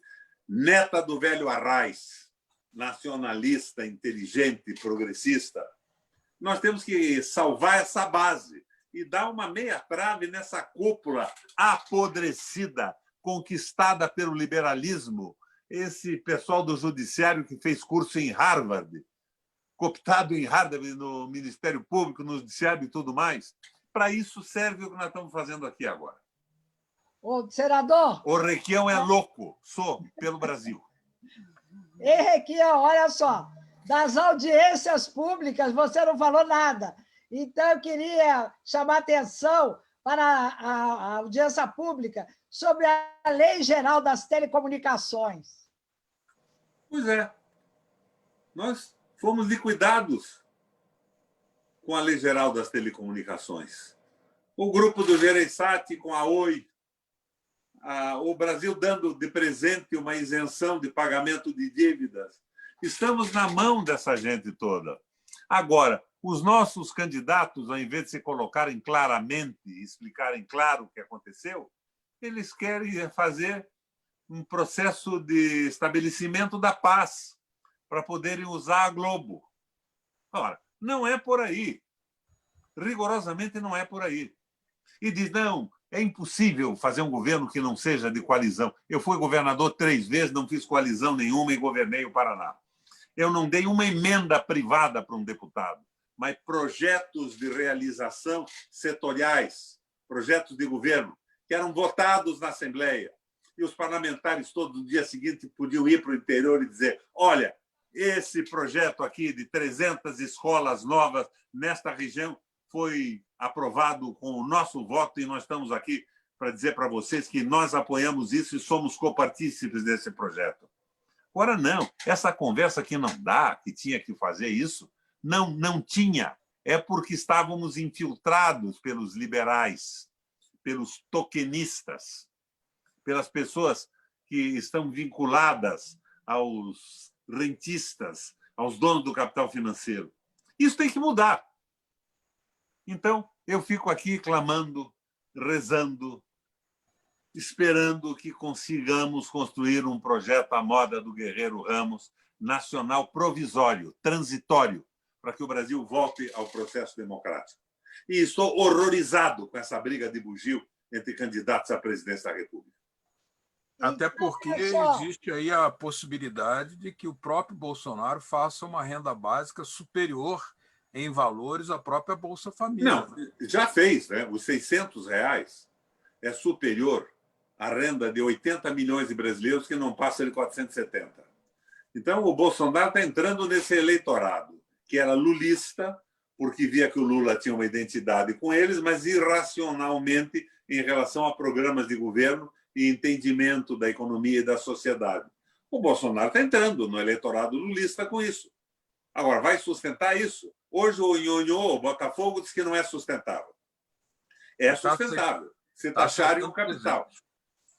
R$300 eles estão aceitando. O próprio Guedes está admitindo R$300. Mas R$300 é superior ao Bolsa Família também. Ainda é o dobro do Bolsa Família. Pois é. Então é isso. Agora, esclarecimento político, desenvolvimento econômico. Os latifundários do Brasil não perceberam ainda que eles liberaram a compra de terras sem limite de tamanho para o capital estrangeiro, fundos de pensão, fundos de investimento da Arábia Saudita, do Kuwait, da Inglaterra, da França. Minha gente, não é possível que eles não entendam isso. No fim, vai também na cabeça dos latifundiários, do pessoal do agronegócio. E os nossos industriais, agora, o que são? Revendedores de produtos estrangeiros, chineses ou americanos, estão acabando com o país, estão destruindo o projeto nacional. Mas vamos ver. Eu acho que a crise vai nos levar a pensar com mais seriedade. Você não acha que Fico triste com o oportunismo eleitoral.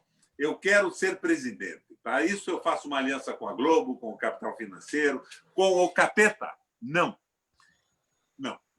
Quem disse isso na última guerra, se Hitler invadir o inferno, seria um aliado do demônio, foi o Churchill.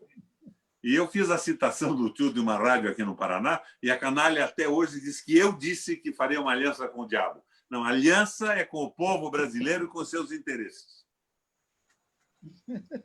Agora, existe um perigo aí, né? Essa entrega do Banco do Brasil para um ex-presidente do HSBC, que é o Banco das Drogas do Império Britânico, né? Era o Banco de Xangai e Hong Kong, o Banco da Guerra do O perigo maior é a entrega da economia para o Guedes e para o Bolsonaro. Agora, não adianta também tirar o Bolsonaro que bota outro igual a ele.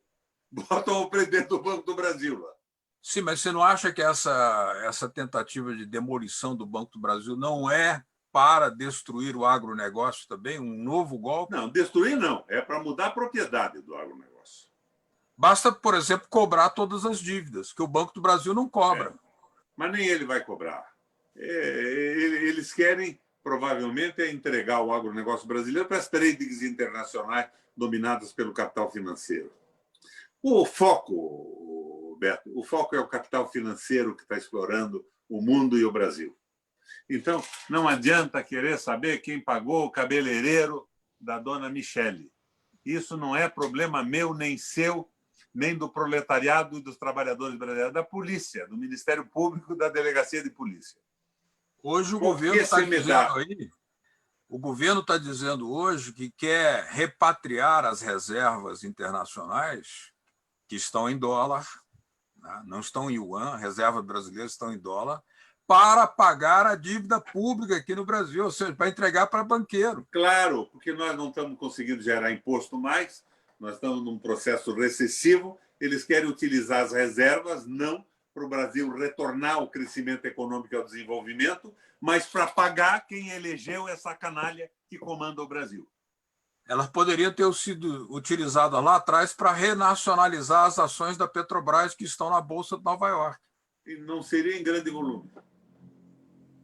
É isso aí.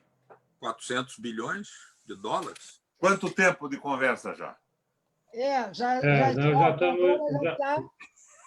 está quase acabando. Eu, como sou um submisso, a minha mulher aqui em casa, estou escutando gritos dela aqui embaixo. Requião, você não almoçou ainda. Olha, só uma coisinha. Eu já recebi aqui também um informe aqui da Rede Mundial, que a gente está concluindo. Eu acho que a gente poderia concluir o nosso programa com as considerações finais. Só uma proposta. Por favor. Antes de fechar. Requião, essa denúncia da CC5, alguns querem abafá-la pela segunda vez. Eu te pergunto, se a gente fizesse uma espécie de comissão de notáveis, de personalidades corajosas, brasileiras, nacionalistas, que não aceitam, não obedecem à entrega da riqueza que foi obtida ilegalmente para privataria pela CC5 para o exterior, isso aí não poderia ser um levantamento vigoroso e uma comunicação brasileira, patriótica, para a opinião pública se indignar e defender a apuração desse crime de lesa pátria? O risco é que os notáveis todos fossem tão notáveis que utilizaram a CC5 para mandar comissões ilícitas para fora também. Quem pode abrir isso é o Congresso Nacional. Mas nós estamos vendo tal acordo amplo. É para liberar o Fernando Henrique, para não acusar os beneficiários das privatizações do período do Fernando Henrique. A abertura disso, mais o relatório da Odebrecht da Suíça, derrubava essa gente toda em 24 horas. Mas parece que o acordão tem a participação de todos os notáveis da política brasileira, só não tem do povo brasileiro que teria interesse na mudança. Eu acho que a gente tem que continuar batendo. Aquele programa do Rômulo Maia, que eu acho, às vezes, muito ousado, meio irresponsável em algumas acusações, tem batido duro nisso, tem prestado um serviço monumental. Eu fiz lá uma live, eu, Antônio Celso Tres e o delegado Castilho. Foi significativa, mas eu vejo que não há interesse nenhum dessa gente. Os que estão mandando hoje no Brasil, os liberais, financistas, são os que mandaram dinheiro para fora na época do Fernando Henrique. É muito difícil isso. E o Congresso com o Botafogo, Botafogo era o vice-presidente da CPI. O que você pode esperar dele? Mas tem aí um tal doutor Hélio, que foi deputado do PT e disse que ele foi aos Estados Unidos com o Vladimir Aras, o procurador, aquele que vivia no meu gabinete me puxando o saco e que depois a Intercept me mostrou que ele estava estimulando o pessoal a me considerar como inimigo para me derrotar no Paraná. Com o quê? Com fake news, com mentiras e com patifarias. Eu acho que a gente tem que bater nisso. E ela mostraria a corrupção raiz no Brasil, como é que começou e quem são os pilantras. São os que estão mandando agora.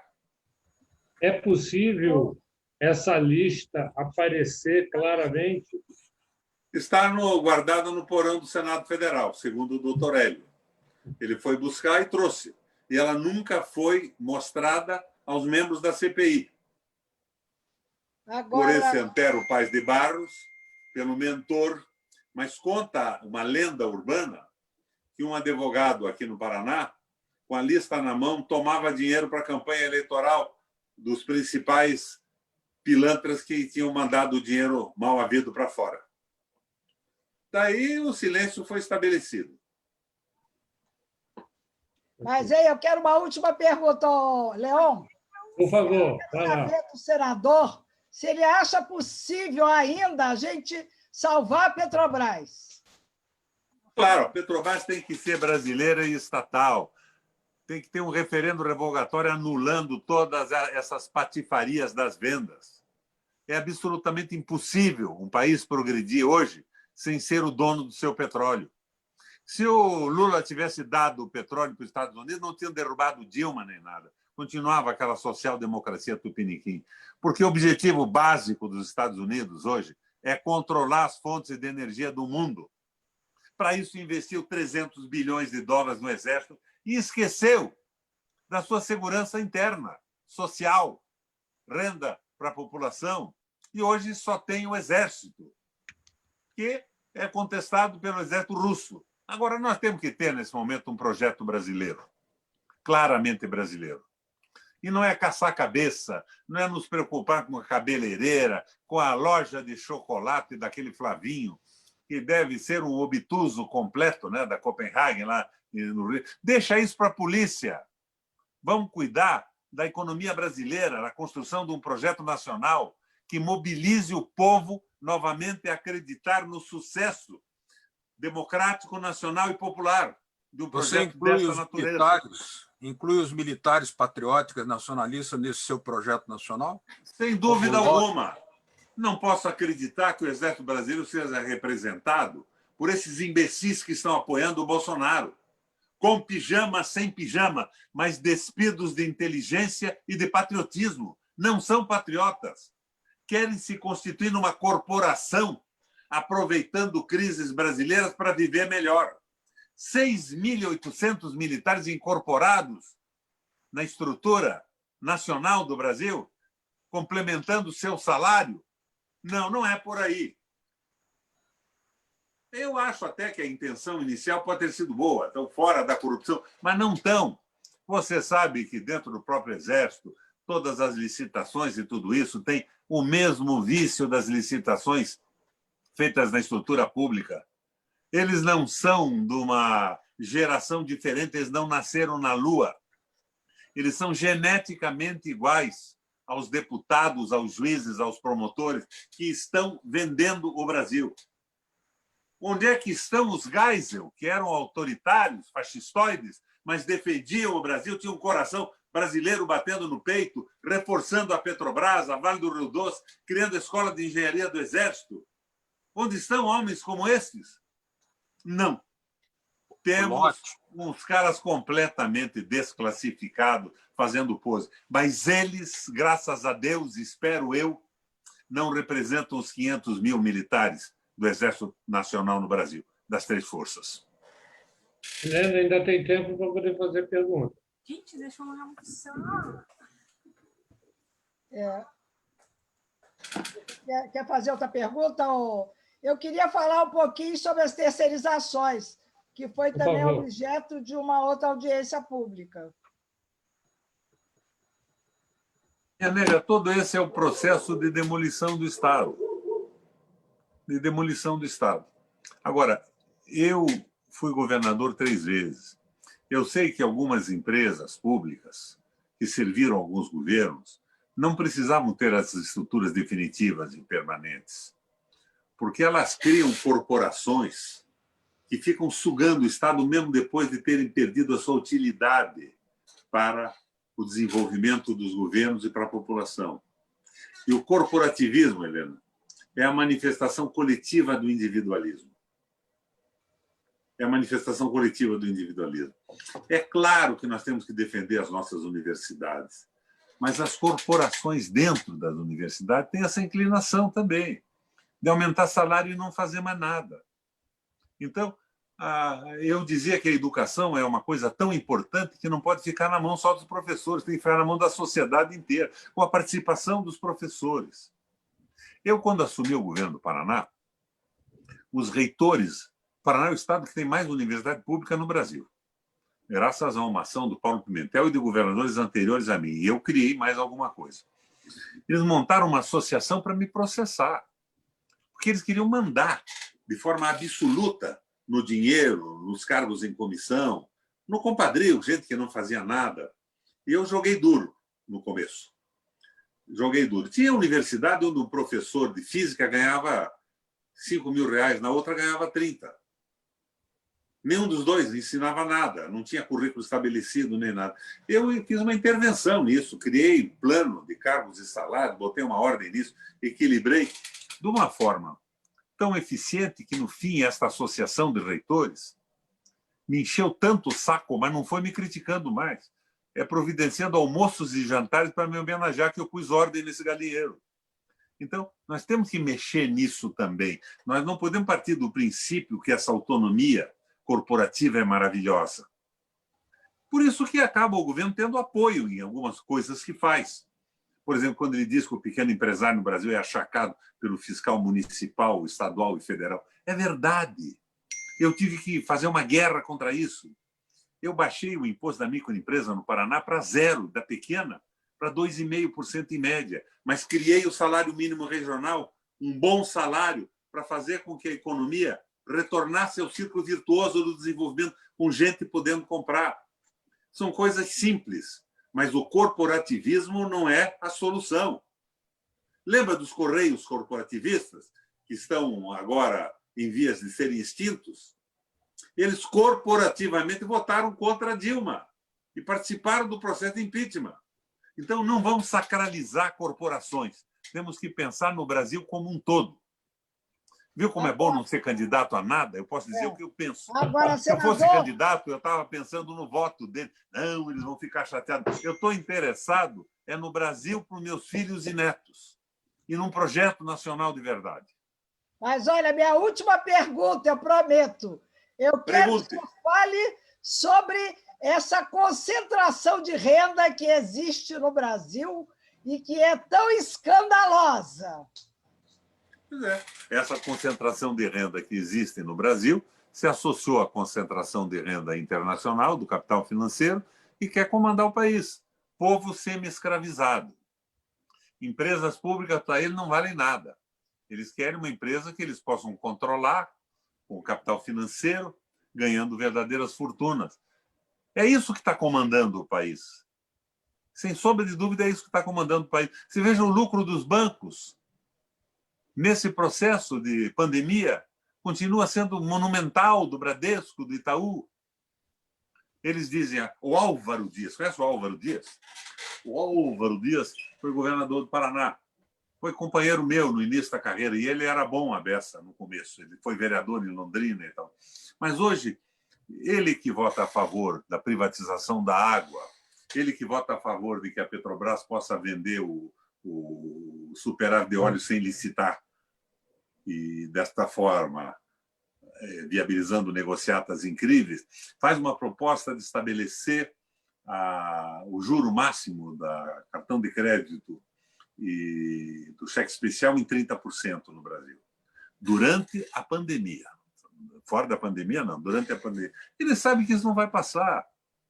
Esse pessoal fica acenando com tanquinismos, não são sérios. É todo um jogo de simulação na política.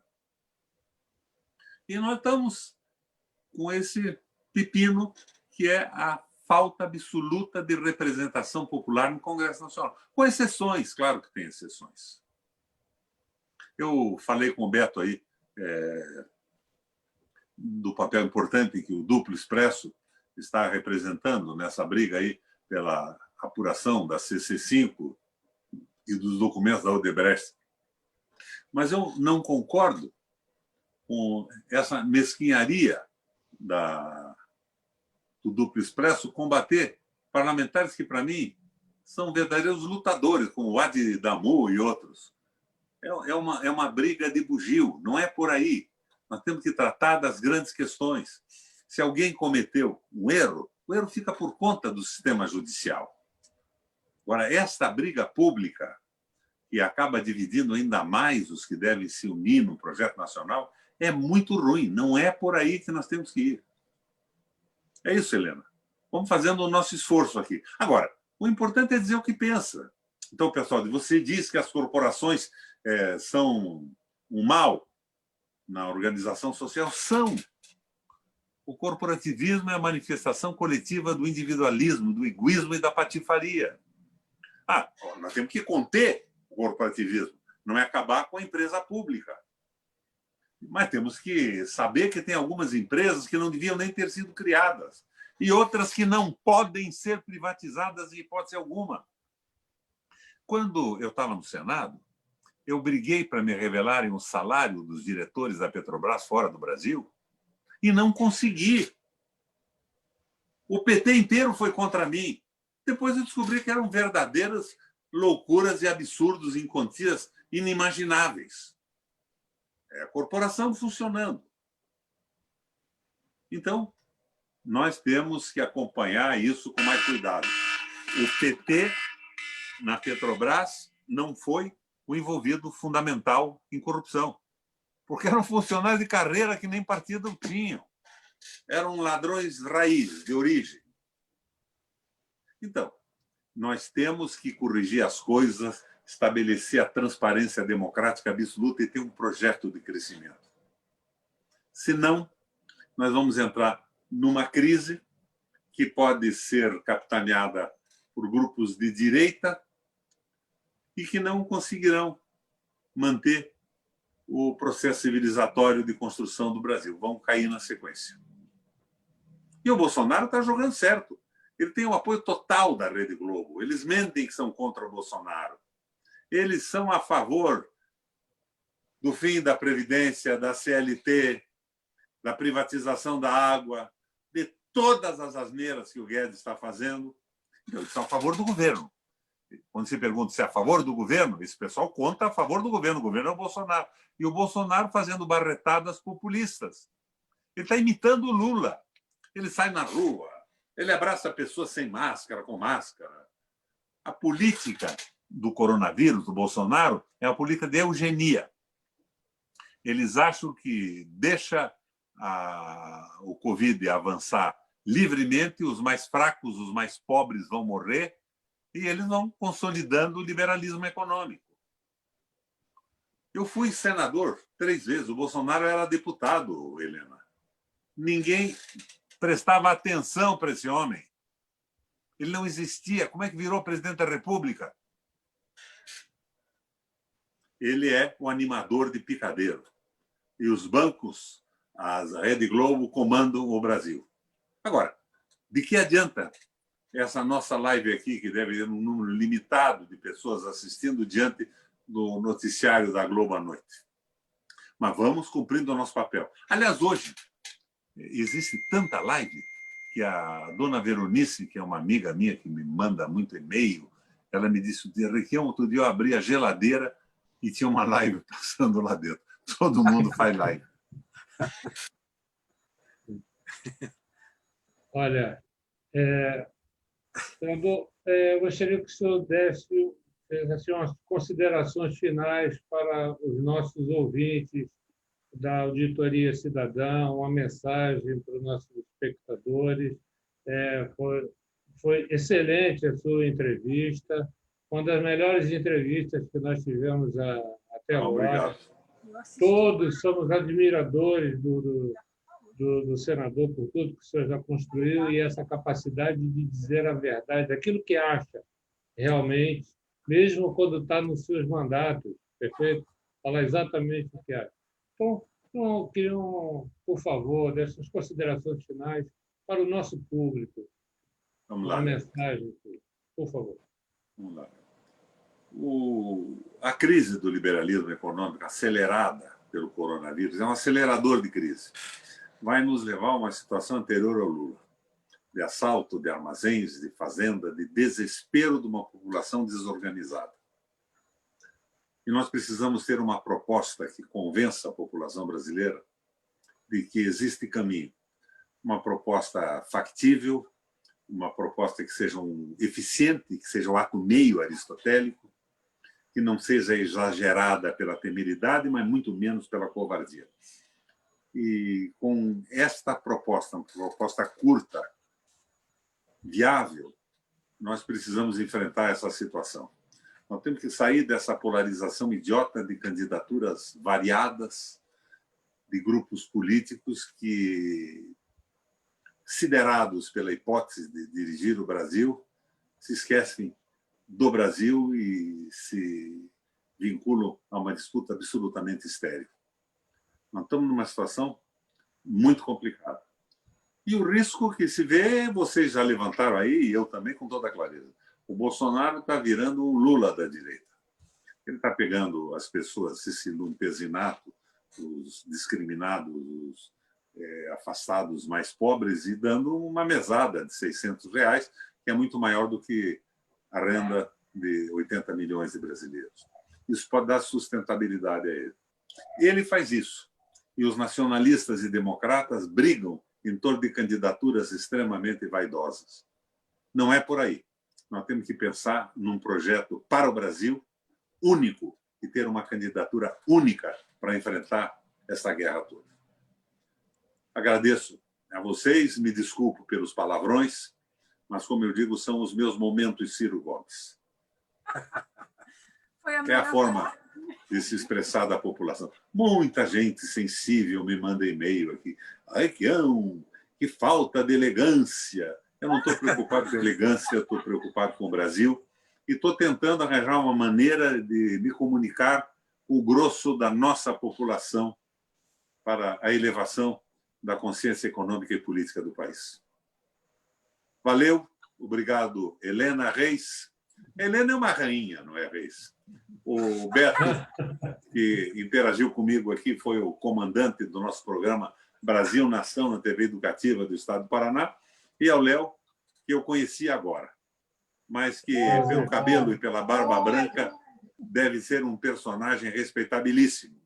Eu aprendi outro dia que as pessoas são mais produtivas entre os 60 e 70 anos, intelectualmente. E algumas, como nós todos que participamos desse projeto, muito mais na faixa dos 80. Valeu, muito obrigado e até outra oportunidade. Nossa, valeu muito. Vamos lá, e vou para o meu almoço, que a Maristela está uma fera aqui. Bom apetite. O almoço, deixa eu contar uma coisa sobre o meu almoço. Eu virei cozinheiro hoje. E eu tentei fazer aquela famosa sopa emagrecedora de legumes. Repolho, brócolis, alho, cebola, tomate, cenoura, todos os cereais. Faz uma sopa com aquilo, é um troço maravilhoso. Eu pus um pouco de sal e depois pus um pouco de shoyu. Ela ficou rigorosamente incomível, salgou demais. Eu errei no sal. Então, a Maristela utilizou uma concha da minha sopa e fez uma nova, para não ter o excesso de sal. E está me chamando para almoçar já há 2 horas. Eu estou descendo, minha gente. Valeu, obrigado. Senador, só uma coisinha. Eu tive o prazer de trabalhar junto do seu governo, informatizando o Hospital do Trabalhador. Isso, enquanto a Celepar estava desenvolvendo o sistema dele, e vi aquele centro de reabilitação que o senhor fez, que era algo high-tech, maravilhoso. Era para se ombrear com o Sara Kubitschek, de Brasília, e eu tive uma assessoria do melhor hospital de reabilitação do mundo, que é um hospital do Canadá. Eles vieram aqui para me ajudar no projeto. Mas está praticamente desativado como tudo depois que eu saí do governo do Paraná. Nós somos governados por um rato. Põe ele para fazer fisioterapia lá. É mesmo? Pois é. É um hospital super equipado, ele está sem quadro médico, sem quadro... Eu vi, parecia a NASA. Aliás, eu fiz 40 e poucos hospitais novos no Paraná. completamente novos ou reformas que fizeram hospitais novos, como, por exemplo, os de Londrina. Tem o Zona Norte e o Zona Sul. Eram ambulatórios. Eu transformei em casas de saúde com um número enorme de leitos, de UTIs e tudo mais. Investi pesado. E o Paraná está tendo a vantagem desse investimento meu agora na crise, porque nós temos estrutura para atender o Covid. Não temos governo para fazer tudo isso funcionar como devia. Mas valeu, minha gente. Obrigado. Até mais. Maravilhoso. Parabéns. Tchau, tchau, Helena. Maravilhoso. Tchau, Beto. Valeu, Leão. Beto. Um Tchau, grande Leão. abraço. Aquele abraço, hein? Obrigado, tá? Tudo de bom. Eu que agradeço. Helena, fica aí para a gente falar um pouquinho. Ah, sim. Não, é Helena. Você... A Helena, né? Tá. Não, todos fizeram. Eu achei que o programa foi muito bom. Não sei se vocês gostaram. É, foi muito bom, muito bom. Foi, né? Teve uma dinâmica boa. Maravilha. Você vai disponibilizar esse vídeo? Porque tem Em geral, o que a Rede Mundial faz é o seguinte, ela põe ao vivo e depois, eu acho que é nesse mesmo link, se você clicar, você vai ver a gravação. Ah, tá. Tá? Não, mas depois eu passo para você o link. Isso, A gente pode botar aqui na TV comunitária aqui de Brasília. isso. Ótimo. Beto, foi um prazer conhecê-lo, viu? Prazer, tudo de bom. Até mais. Tchau, Até a Helena. próxima. Tchau. Tchau, tchau. Até mais. Até mais. Ô, Rafael, você está na área aí? Tô por aqui sim. Tá, vem cá, é que a gente encerrou na bucha, não é isso? Pode fazer o encerramento, então, para a gente encerrar a live aqui. Helena, Leon, fiquem à vontade aí para encerrar. A gente fecha aqui a transmissão. A nossa entrevista, a gente já encerrou. Nós já encerramos. Isso. Então, o que a gente pode fazer agora, se ainda tiver um pouquinho aberto, para poder encerrar, é que essa foi uma grande entrevista. Espero que, mais uma vez, os espectadores da Auditoria Cidadã utilizem toda essa discussão para poder refletir e aprimorar seus pensamentos e tomar uma série de decisões importantes na vida pessoal e do Brasil. Obrigado, Helena. O programa foi muito bom. Helena, nossa âncora, apresentadora e produtora, uma grande produtora. Tá bom? Aqui, ô, Leon, que eu ia fazer uma pergunta aí relativa ao Rafael, porque eu tinha chamado o Rafael para vir naquela discussão na sexta-feira, aqui em casa, mas ele precisaria de uma carona, né, Rafael? O Leon vem. De repente, você poderia combinar alguma coisa com ele, não sei. Vem cá, a gente já está fora do ar, né? Ah, é? Você não está me ouvindo, não, Rafael? Não? Não, peraí. Deixa eu encerrar aqui, porque... Tá. Muito obrigado a todos os espectadores que também estão entrando na nossa vida aqui. Tá bem? Um grande abraço.